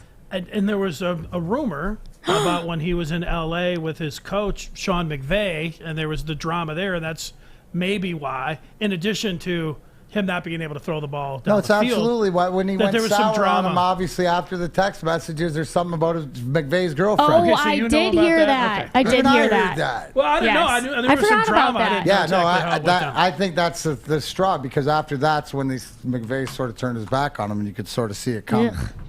So that's good for the Lions. So it wasn't necessarily the play on the field; it was some of the play off the field. Right. All right. So, tell everybody where they can find you and things that you got coming up. Because I noticed also, too, I wanted to tell you this. Because you're like Isaac's mini-me when it comes Yes, to he Isaac. has been Listen, calling me I had that. the chicken shawarma at the ballpark. What'd you think? I loved it.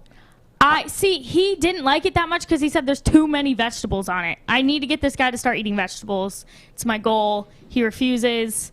So He'll get there. He'll turn get there. into a vegetarian. Yes. Seriously, once Sorry, they I'm get siding with into Isaac. that, trust me, I got one that would never eat vegetables, and now they're vegetarian. Yeah, so you guys can all find me at Broadwell K on Twitter, Instagram, all of the places. And then obviously follow Woodward Sports. You will see my hat clock on there every day. So if you could give it a like, a retweet, whatever you want to do, that'd be awesome too. Now, I saw you guys did Freddie's Freddy's Pizza last. I wasn't you there weren't for there. that So one, Isaac no. did. What do you got? Do you guys have any plans coming up on what's next? There might be an eating challenge in the future, but I don't want to give it away just in case it doesn't happen. Okay. But I sent it to him the other day. We're looking into it, so we will see. Fingers crossed. Awesome. All right, thanks, DMac. You bet. That's Kennedy Broadwell. You can catch her all over Woodward Sports Network. All right. So thanks for joining the hook. We're going to take a break. And you know what? I might as well be nice to Alex and ask him because he's got a little niche himself. We'll get that when we come back. Thanks for joining the hook. Woodward Sports Network. Welcome to the Call Sam Chopper Shop, where you can win a custom-built chopper while helping our veterans at the same time. Watch as the Bad Pig Custom Team turns this bike into a one-of-a-kind classic chopper. And when it's finished, we'll be donating the bike to Volunteers of America Michigan to raffle off in support of our vets. A great cause to give back to those who've given so much. Watch for Call Sam Chopper Shop episodes on our social media channels and get your raffle ticket today at callsam.com/chopper shop.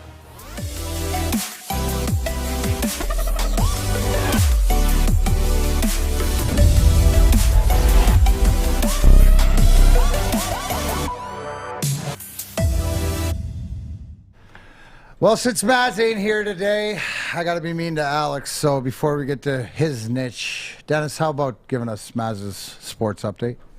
Yeah, let's do it. It was all about Miggy last night. It continues to be about Miggy tonight until he gets to 500. He is too shy of 500 home runs. Tigers double up the Red Sox last night 4-2 at Comerica Park. Miguel Cabrera with a solo shot in the second inning. Field, that ball is gone. He's 2 away from 500. The more I look, the more I think that guy could have had that ball now that I look at it. But he didn't really want it. He had reached- bad timing. Timing was off. He was late to it anyways. It ate him up. Hope he Yep. didn't hurt himself. Yep, so 498 for Miguel Cabrera. Same two teams tonight. Casey Mize, Eduardo Rodriguez, the pitching matchup.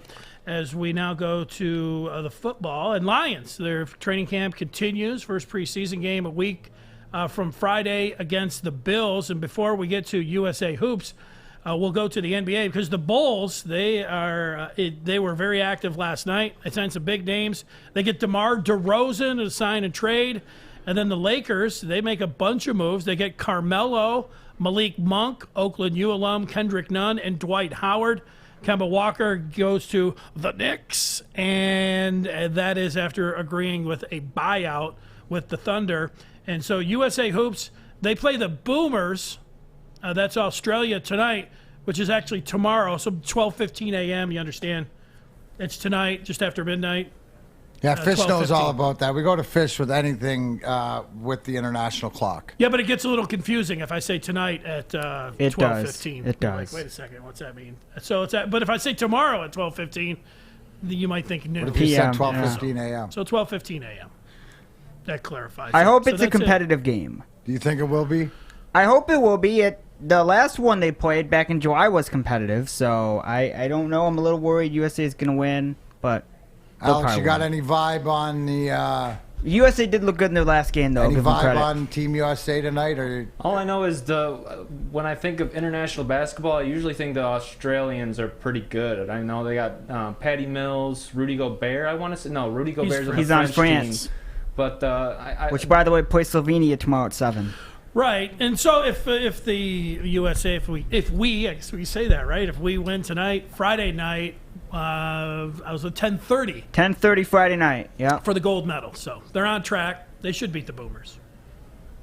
Well, I hope so. I mean, they get the talent, and like Alex said, they after last game they look engaged. And I have a list of the medal count here. I didn't look at this myself, but it says here the USA leads the medal count with 79, 25 golds. You ever seen a gold medal in person? Whose? I have. Michael Phelps? No, hockey. Oh yeah. Yeah. Sure. Yeah. Stevie Shanny's. I saw silver too. Chellies and Hollies. Okay. Yeah. That makes sense. Speaking of Olympics, DMac, did you play in any of the hockey Olympics? Absolutely not, Fish. Were you not good enough? Nope. Oh, well, my game's for the smaller barns. Okay. Yeah, no, and when you come from a country that, You know, like if I belong, if you know, maybe I was, what do you want to say, Taiwanese, and they had a hockey team, I could have made it, or Jamaica or whatever. Would you have made it if you were on USA? That's a good question. At that time, probably. Okay. Probably. It's just too many great Canadians, and I never played World Juniors or anything like that. But my game wasn't international game where it's like skating over. It's more like the NHL nowadays. You know, if you played those games in the shoe boxes or the rinks over here, it's a different game. Yeah, it is that Olympic ice. You can tell when I watch it. It's a way different game. Hey, how about this day in sports?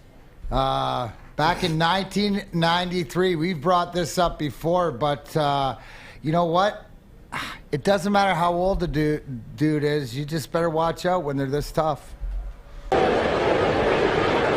Here's Ventura, RBI single in the first. Watch out. Look at this. Oh, I love it. No, just walks right up to him. You little punk bitch. You little mother scratcher. What are you gonna do? That was like the pompous college kid, right? Walking out to say something to cop. That reminded me of Yellowstone. Anybody watch Yellowstone? I watched the that first reminds season. Me of Yellowstone. First season.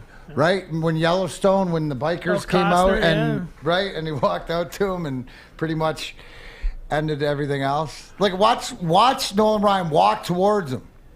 Like, not my first fist fight, kid. Do you remember that, Dennis? Was it in the first season? I only saw the first second, season. Yeah, I only saw the first season. No, So. second season. Yeah, it got better.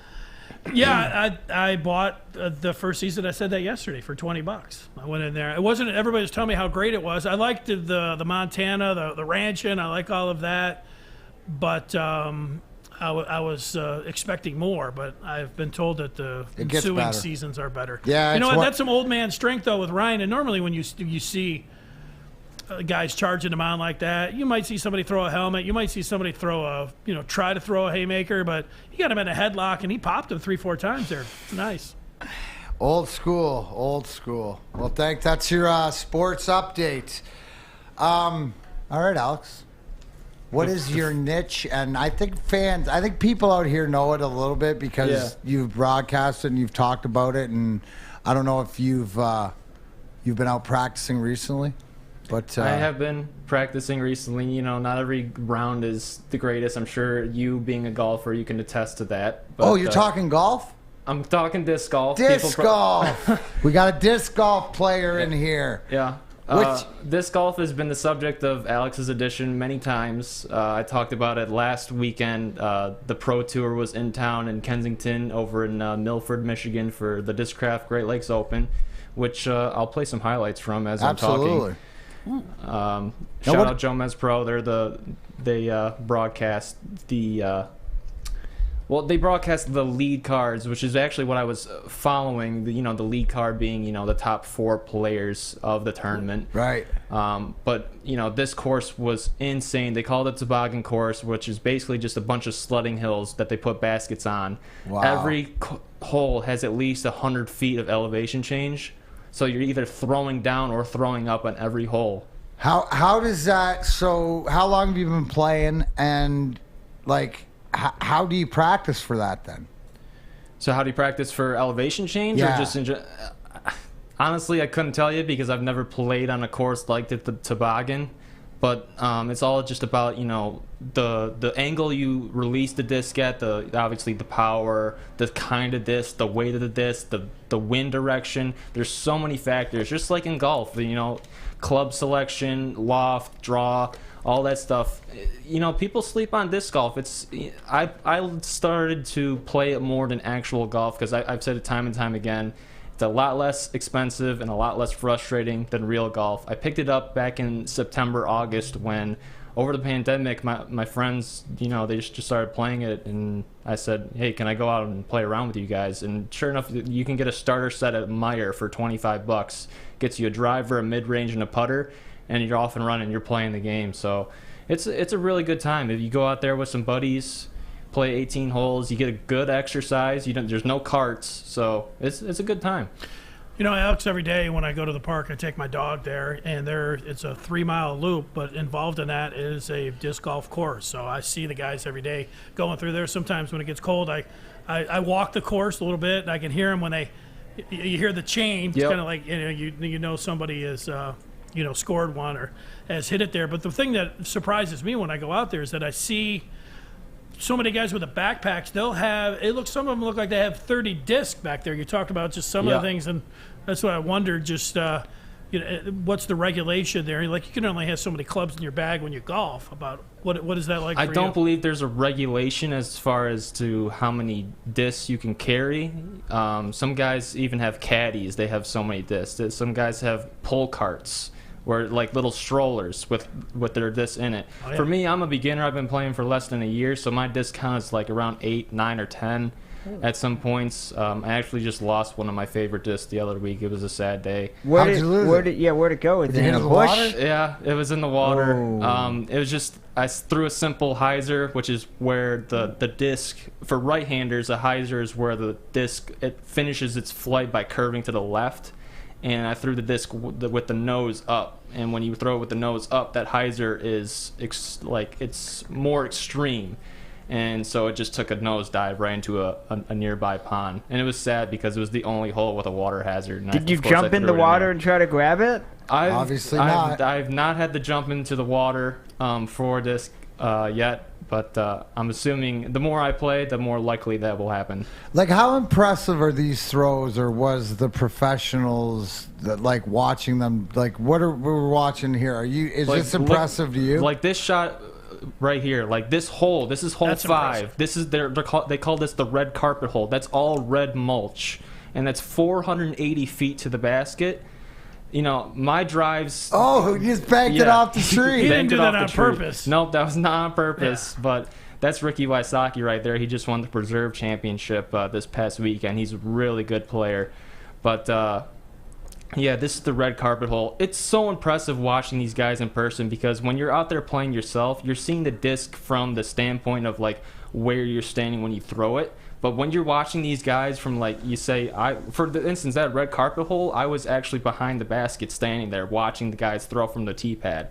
This is hole 17, another incredible hole. But it's so cool seeing, like, just how fast and how they also control the speed really well on their shots, too, which allows it to sit right next to the basket on some shots. How far are these guys throwing this?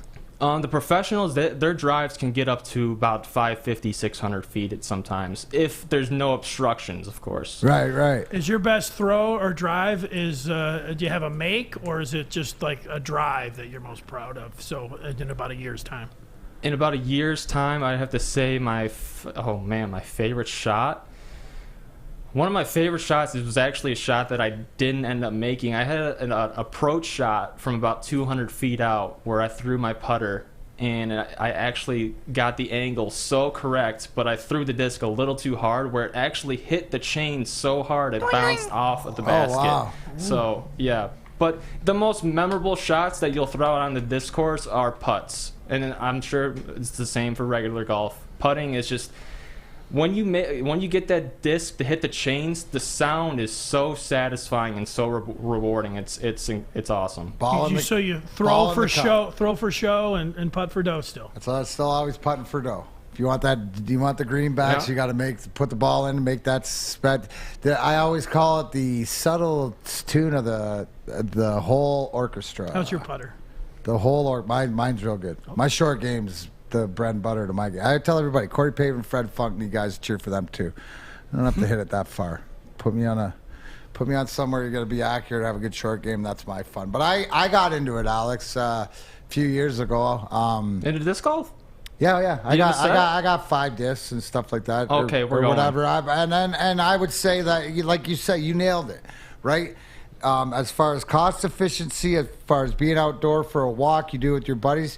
Like if you're a double bogey golfer and a pro golfer, it's the difference. You're not going to hold up the group, right? You know what I mean? I can be a bogey golfer just as quick as my buddies can make birdies all the time. You know what I'm saying? And it's about when you get that vibe and when you hit those shots and learn the why to it. Like you said, the release, there's so much to it, but anything else, whatever you put in to get out. So how often have you been playing? I know you posted some scores and stuff, but you've been playing. Do you try to get out a couple times a week at least? I've been trying to play a lot, as much as I can, at least once a weekend. This weekend I probably won't because I'll be in Milwaukee. I'm cheering on my cousin at the USA Nationals for a triathlon, so that's going to be pretty exciting. But I try to get out at least once a weekend. I try to get out to at least a different course every weekend.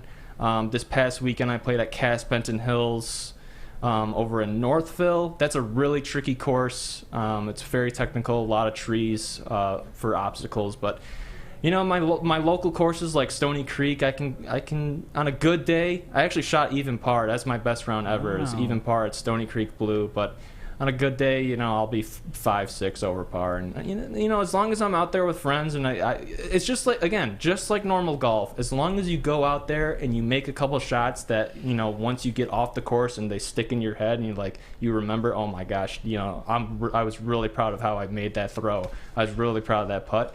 That's all you can ask for. That's a good time right there. How about Hudson Mills and Dexter? Hudson Mills and Dexter, I haven't played yet. No.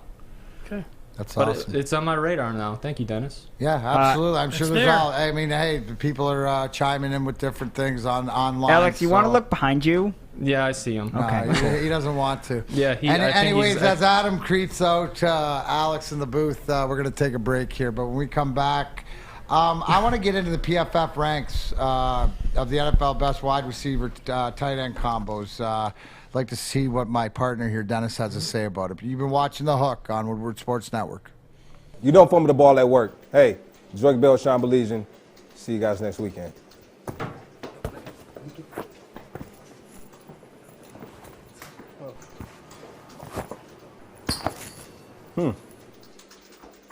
Thanks, Mike. Oh, Bell's soft. Wait till it comes to New Zealand. Who wanted to win a custom-built chopper while helping our veterans at the same time? Then watch as we turn this bike into a one-of-a-kind classic chopper. Watch the Call Sam Chopper Shop on our social media channels and get your raffle ticket today at callsam.com/chopper shop. Welcome back here to The Hook. Darren McCarty, Dennis Fithian joining you here. Taking a little, talking about some niches, whatever it is. I might let you guys in on mine, but I wanted to take it back to football for a minute because Pro Football Focus came out with their rankings.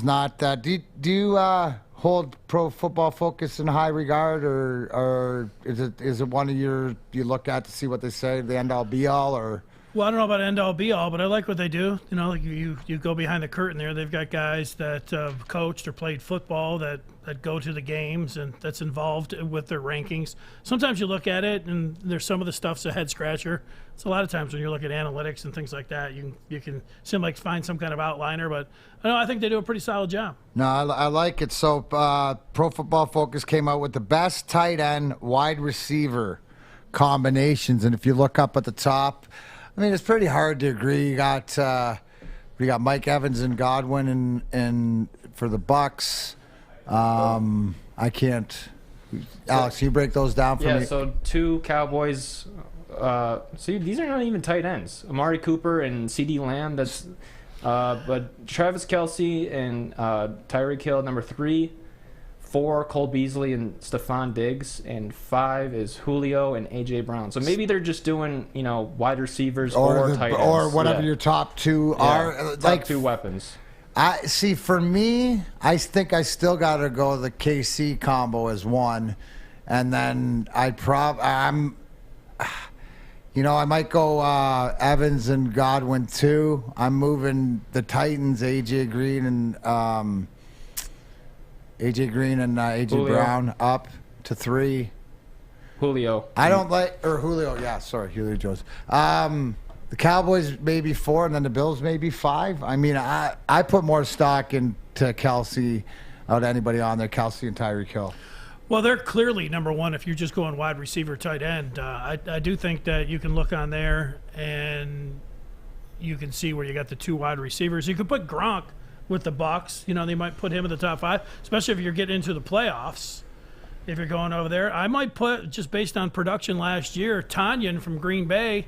he was pretty good. You got Devontae Adams. That would be a nice wide receiver. That's a great combo. Tight end combination. I also think that even though he's a rookie and hasn't played it down yet, the kid from Florida who was the top 5 pick, Kyle Pitts, and Calvin Ridley, I think I might put them in the top. I would put them just behind. I'd put them behind Kelsey. Since you brought it up, is there somebody who hasn't played a game yet that you're excited, not just for the Lions but across the league, like a guy like Pitts, to see how, with all the hype coming out, or is it Trevor Lawrence, or is there somebody that you got your eye on? Well, yeah, I think, seeing if Trevor Lawrence, how quickly the young quarterbacks, I mean, Zach Wilson was taken so high in majority of college football fans, haven't seen him play a game. So seeing if he can go out there for a Jets team, and they have nobody behind him. You look at the 2 deep, like there's some of these quarterbacks like Justin Fields, they'll he's got the red rifle. He's got Nick Foles there. They don't have to play him in game 1. But the Jets have to play Zach Wilson in game 1. They don't have any other options behind him. So, yeah, I'm excited to see how those quarterbacks can get in there, how they play. And, I like fantasy football, so I'm always looking at, the running backs that are going to hit. And, the Steelers are going to have one. Down the board there. So you kind of look. And I think wide receivers, it used to be, you said, hey, you got to wait a couple of years to see these guys, take off. But, you just mentioned A.J. Brown a couple of years ago, how he hit the ground running. I mentioned Calvin Ridley, how good he looked there. So, and Justin Jefferson last year for the Vikings. No, I mean that's the whole thing is that there's different teams that have different things to prove. The first thing you mentioned down with Jacksonville and Urban Meyer and Trevor Lawrence is Tebow. Right? How is it? Is it more smoke and mirrors, or what? Like more coming out of there? So, yeah, I don't think Tebow's going to be with the Jags when the season starts. I'll plant that flag. I can't think though. I can't think. Been looking good. He looks big. I mean, yeah, but again, time will tell. And you know what? The one thing I wouldn't count against him because he's what you put. All right, well, let's go ahead with I'm not. We'll go for a punch in the arm on that one for all of us. If Tim Tebow is on the Jags roster when the season starts, if he's on the 53-man roster, you guys I'll give you a punch in the arm. I say that will not happen. He will not be on the team. Well, I don't expect him to be, but so you're not going with that bet. So you're with me. All right. Right. So mentioning some of these young guys and stuff like that, Pro Football Focus also came out with which young wide receiver would you build your team around? And A.J. Brown, Terry McLaurin from Washington, Justin Jefferson, DK Metcalf. These guys are all 25 years or younger. Out of those guys on that list, you mentioned, like, as far as there's 2. See, the Jefferson and McLaurin remind me more of the same, where Brown and Metcalf more remind me the same. Which guy? To me personally, it's because DK Metcalf is just such. Well, the 2 guys from Ole Miss were freaks. It's hard to believe that Michigan had a quarterback in Patterson that was throwing to both of those guys and couldn't get it done. A.J. Brown, if he stays healthy, he reminds me a lot of Terrell Owens back in the day. I mean, they're built kind of the same. He got banged up a little bit last year. DK Metcalf, there's never been a player that's been his size. You remember, you see the video, I'm sure you guys played it a bunch, from last year when he ran down the guy from the Cardinals. Like, he's 5 feet behind. There's nobody with his kind of size. And there was also the picture of him in the weight room with his fellow Ole Miss football players. Maybe it was just the locker room, but he looks like you talk about a man among boys. I mean, he looked like he was 30 pounds heavier, and I just really was just blown away just by that photo there. He was amazing. So I would go with either of the Ole Miss guys, but more of a polished guy, and I think A.J. Brown's the one. You do? For me. Yep. Okay. All right, Alex, what about you? I like the A.J. Brown answer, but Justin Jefferson really impressed me in his rookie year. Just coming out of LSU, he was a guy that I was targeting for my fantasy football team all year long, but he was just a really hot commodity. He seemed like he had a touchdown about every week, and he's definitely going to be on my wish list for fantasy football this year. Justin Jefferson Jefferson has my vote. You know what the thing is what he proved to me last year is durability. Yeah. I didn't know if he would be that durable. And a lot of these guys are talking about health. You mentioned like the Ole Miss guys coming out of there built like men, stuff like this. But it was his durability and proof that he can produce. So I don't think you can really go wrong with anything there. All right, we're gonna take a break here. Woodward Sports Network. Wait, I got one thing. Oh, okay. Dennis, you mentioned a punch in the arm if Tim Tebow is on the Jags roster by the start of the season. Who is a Lions player that you would take a punch in the arm if they are on the roster come week 1? Who do you think is getting cut? I'll say Tavai. I don't think he's going to be on the team. That's probably a popular answer. Yeah, the first one that popped in my head too. I mean, like he's kind of the signature for Bob Quinn there at the end. Like, if you think about Bob Quinn, the former Lions GM, the controversial pick. Well, controversial. You think about some of the other second-round picks. What do you mean the controversial pick? The snail. You can't even figure out ESPN. Who is this Tavai kid? Well, he picked Tease Tabor, the snail, out of Florida in the second round. I can remember when he had his press conference. He came up there and he said, "Look, guys, this is the player that I put the most work on anybody. I watched all of his tape, and when I heard that, I said, okay, you know what? He's taking a guy that runs a 4.7 40 as a corner. This is an outrageous selection, but if this guy turns out, then Bob Quinn really knows what he's doing. But when you put yourself out there like he did with the snail, and he rolls snake eyes, and it was the same thing with Tavai. Like the Hawkinson pick, I wasn't enamored with it. When you're thinking about a tight end in the top 10, he's got a chance to be a great tight end, and you can see now. But the Tavai pick, it always just fit Matt Patricia's scheme. It just doesn't fit the scheme that they're running here either, the 3-4. So I would think the Tavai would be gone.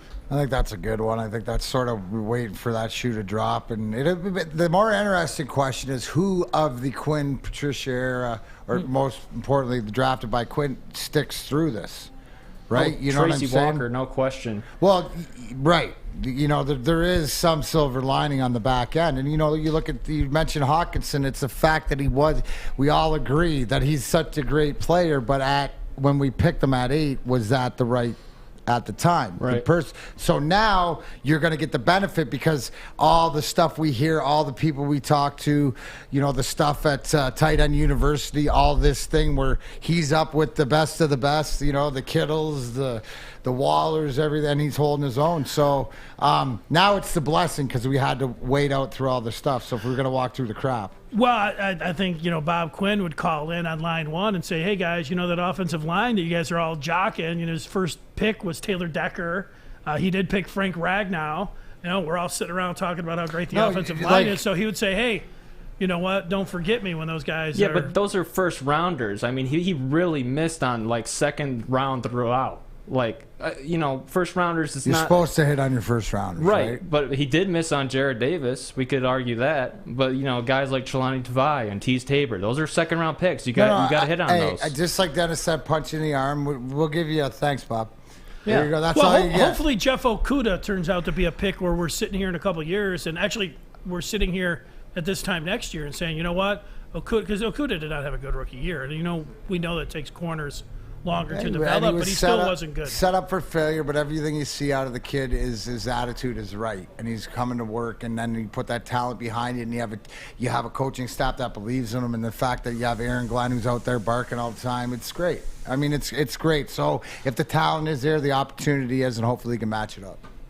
All right, let's take a break here. We come back, we'll let you know. We'll figure it out. You're joining us here, The Hook, Wednesday, Woodward Sports Network.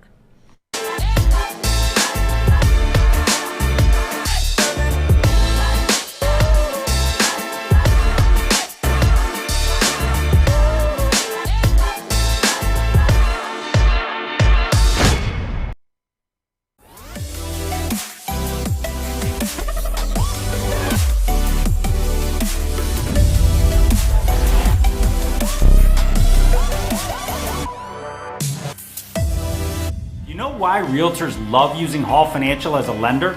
Because of our commitment to speed and service. We have nearly 4,000 5-star reviews already. Call today, 248-308-5000, or go to callhallfirst.com. Yeah, here it is, The Hook, along with Mac. I'm Dennis Fithian. We continue on. I think a lot of people are looking towards tonight Tigers game, and it's been they've been lean seasons. We know that, but this year, when you think about things that you get excited about with the Detroit Tigers, we've been waiting to see what about Miguel Cabrera getting close to 500. And Mac, you were in the ballpark, and he hit the home run in the second inning. We came up the second time. He ended up getting a single. Yeah, he's engaged. I mean, you hear, even when he's getting on deck, there's a murmur. I mean, it's right now, like tonight, that's a hot ticket. Tomorrow's a day game, so you're going out. It's going to be great weather. Casey Mize is going to be on the mound. I mean, like this is, you don't want to overdo it and, start talking about, but, as far as hot tickets go and everything else, when he walks to the plate in the first inning, I mean, that's something you just sit there and are fired up about. There's always a buzz, when he's in the lineup, and, but it's even bigger because the one thing about Miguel Cabrera is he's not scared of the big moment, but the fact that he feels the fans, and I believe that it does power him, and he's swinging. I took a video of his third at bat, or whatever. I think he got out or whatever. Double play. But gosh, the first strike, man, he was swinging for that Tiger in straight center field. So he's locked in. It's just a matter of when. But it's nice to see everybody rally around him, and I don't think it's too early, and we're not getting overly excited and putting the cart in front of the horse at all, because it has been lean around here. I think everybody appreciates what we've had, not only through COVID, but also too is that, hey, be a part of history. Not too often does this happen. Well, right, and then it's like when you buy that lottery ticket, and you always hear people say, I just buy it because it gives me a day just to dream about, hey, what would I do with all the money? You get a ticket that you're sitting out in the outfield, and I'll tell you, if you're sitting out in right center where you know that Miguel Cabrera hits home runs and he hits one his first time up, next thing you know, I mean, you could be just anybody out there, and you could be famous. You got your mitt, that ball lands in your mitt, and whatever it is, I don't know, all 10, 20,000. That might not be a lot. It could be a game changer for everybody, but you know what? You're famous. You are going to be 15 minutes famous. And you at the very least are going to be able to meet Miguel Cabrera, get a jersey, get a bat, get a pitcher. You could say, hey, send this to Cooperstown, whatever it is. However you go about it, you have decisions to make. But you don't know who's going to get that ball. Maybe it ends up landing in the bullpen like it did last night. A guy just is out of his reach, and it doesn't get down to any of that. But I kind of hope it gets hit to a fan, and you go through that whole backstory. That part's cool too. Here's the question I pose. Not the 499th, but the 500. If he does it at Comerica, where in the ballpark does it land? You think he's going to right center? Yes. You think I would put my money on right center. Where he hit it last night, I would say about, say 20 seats, 30 seats over. See, I'm gonna say that that he hits his 500th when somebody's trying to fool him with the off speed, and he turns it over the ball into the left field seats like he used to do, and it'll be more of is it fair or is it foul, right? That's what I see it going like him. I can see a picture of him standing there waiting to see the ball hugging the line if it's fair or foul on one of those pitches. That's maybe not. Alex, what do you think? Throw me on the fish. I think it's going to be one of those really line drives that is just a swish into the opposing team's bullpen. You know what I'm talking about? Yeah, no, like off the bat. That's still a little bit of a bomb because he's got to hit it. The outfield kind of curves back a little bit. So it's just hard to bet on right center because that's also the deepest part of the field. Yeah, a little bit more over there where it comes bending down. Yeah. I know that big Triples scoreboard alley out there. Yeah, that's not where I think he's going to hit it over the scoreboard. It's going to be more to the right. Yeah. Last night he hit it into, I don't know where they got the sign there. I think it's the Bell Tire sign. It used to be. I don't know if it is anymore. They didn't have that tarp out there, so I think about 20 seats to the left. The majority of his home runs have been hit there. What if he hits it in straight center into the bushes? Will there be people? Yeah, there will be people crawling out there trying to get it. I've never seen anybody go out there. I don't think so. No, I mean, hey, if anybody's ever going to try, it would be for the home run ball. I don't even know if you can get there. Like, if we've got the video of his home run, can you even? I don't think. Oh, there'll be people that are gonna try to get there. I don't think there's like a clear like you can just go over there and jump into the shrubs. I mean, I think the wall is there, right? Well, they'll try. Let's just see if I can see it. If there's a way that you can't see it. Yeah, I can't see it. But you're saying like right above that like points bet sign. I don't think you could just jump over there and jump into the shrubs. I don't think there's a way to do that. Well, people will try.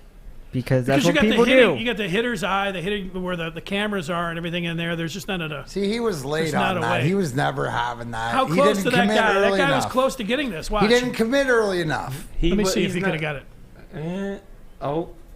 He should have had that. Yeah, he could have got it. Yeah. He may have caught it and gone over though, which it's not a. What a story though. It's not a tire sign anymore. What a story though. It's a General Electric. Yeah. So here's the question too. If that was the 500th ball, how bad would you feel if you were that guy? No, that could have been a hero. No, you would have gone and got it. No, the question is, with a couple games left, does he get it at the homestand, or is he going to be shy? Because my opinion is he wants it bad on this homestand. Yeah, and I think that's going to make him press a little bit. So I would say that's likely to be on the road trip that's coming up, but. I hope if he doesn't get it against Boston, then he goes a little bit cold and then comes back for the next 6 games, and so we have something to be entertained about.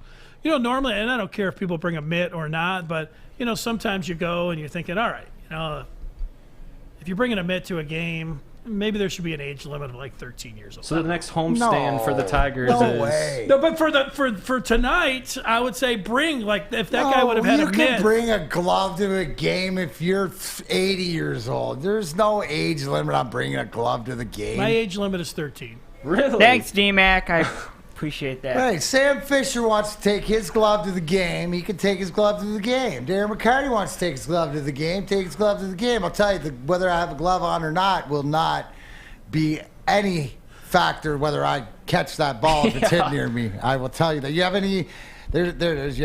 Have you ever caught any foul balls or home run balls or ever got any souvenirs? I got close to a Bobby Bonilla one time. I was playing for Baltimore, and I took my nephew to the old Tiger Stadium. He was probably 5 years old, and the whole time he kept saying, when are we going to get a baseball? I'm like, we're going to get one, don't worry. And we were up in the old overhang in right field. There's only about 5 of us sitting there. And I didn't predict that Bonilla was going to be the one to hit the home run, but, you know, he hit it. It was coming smack dab right at me. And unfortunately, I should have just stood up and probably could have had a chance at catching it, but I kind of went down a couple rows. It took a huge carom, and this kid beat me by like a foot to get it. So I didn't get one, but way to let your nephew down. If I could give a quick story. Did you get that from that, Alex? Way to let your nephew down. I got time. There was, when I was in college, there was a friend of mine who said, do you want to go to the Tiger game? I got tickets. And I had no money. It was a Sunday, something like that. And I said, you know what? I can't go. You know, I told him I didn't have any money. He's like, well, look, my friend's got the tickets. He had a party last night, and he's going to drive us. And he had a barbecue, and he's got all this food and everything. So you don't need anything. We'll just go over there to eat, and then we'll go to the game. I'm like, all right. So we went. And sure enough, this guy, his name is Ace. I never talked to him after this, but he did have a party the night before. He said, guys, before we go, crank up the grill. He's like, hey, we got drinks in there, and so go ahead too. So, you know, we got 20 minutes before we're leaving. We got hot dogs. We've got drinks. He's like, take a few in the car before we go down. We can tailgate. So we did that. Ace's tickets were on the third baseline, like sitting right there. Ace, when we get there, he's like, you guys are in college? He's like, you know what? Let's have another round of hot. You guys buys us a hot dog. He gives us the tickets. He's giving us food. He's driving. He's giving us drinks. He's buying us hot dogs. And they were playing the Mariners. We're sitting there, and the fly ball, it was a foul ball, and it was coming right at us. And I thought, you know, it's coming right at me. And it landed in Ace's hand, who was sitting like 3 away from me. And I was like, you know what? That's the most appropriate foul ball that I thought I was going to get, but I didn't get. But I was happy that Ace got it. And you said, there you go, Ace. I said, you know what, Ace? You had a great name. Couldn't happen to a better guy. It was awesome, man. I want to thank Ace. Maybe he's out there. He's watching. You know, it was he lived in Livonia at the time. That's awesome, dude. That's what life's all about. Alex, you ever get a ball? I went to a Toronto Blue Jays game like 4 years ago, and I was on the first base Go line. Blue Jays. Go Blue Jays. and a foul ball landed Cabrera. about like 2 rows in front of me. It was pretty cool, but I was gonna say, going to a Tigers game, it's fun, to see the game, but what makes it even more fun is the game within the game and watching where the foul balls go and seeing who is going to catch them and where it's going to land, because they don't show it on TV, and so it's like entertainment between pitches, and it's my they do sometimes. Well, yeah, but not all the time. When it goes How behind about the you, plate. Fish? Have you ever got a ball or anything? Yeah, I got it when I was, 10, 11, 12. I got tossed by an umpire. Oh, nice. Still got it? I think so. Oh, I think so. I got better two. still have it. I got two. It's either in my room or in the Best basement. one I is- will find and bring it. Oh, well. I was going to bring it tomorrow, but none of you guys will be here. Wait, was that a little? He's been doing that all day. Whining? Yeah, The whining. That's art. That's the Yep. artifact. But you get- hey, both of you have gotten a bit of the artifact, so it's okay. I know it's part of you. I know it's not the real Sam Fisher. I have two. How do you have two? Because he's DMac. People just give us four-time Stanley Cup champion. Whoop! Here's your baseball. No, Fish. Although that would actually technically probably work, or I could go, give me your ball. But I earned them.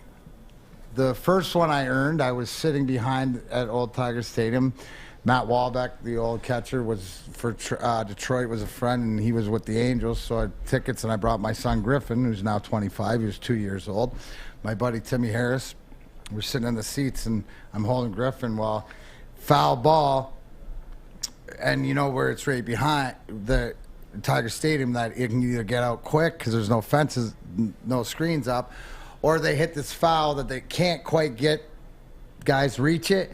Well, it hits 2 sections over, bounces up. I stand up and I put my hand up, boom, got a ball. Got Griffin his first ball. The best one, though, was we were in the playoffs, and I believe it was 98 was Anaheim, or we were playing. Did we beat them in 98? Oh, you guys. Yeah, the Red Wings. no, Okay. yeah. And Drapes and I were in left field, and of the Angels game, an off day or whatever, and I beat him to the ball, just like you lost the other guy. And I'll never let it. It's the only race I ever beat Drapes to. I bet I don't know this answer. Maybe you've got a better. Well, you would have a better idea. But the amount of Red Wing games that I have been to in my life, you go 40 minutes before, you guys are skating around or whatever else, and you see some people get down there early.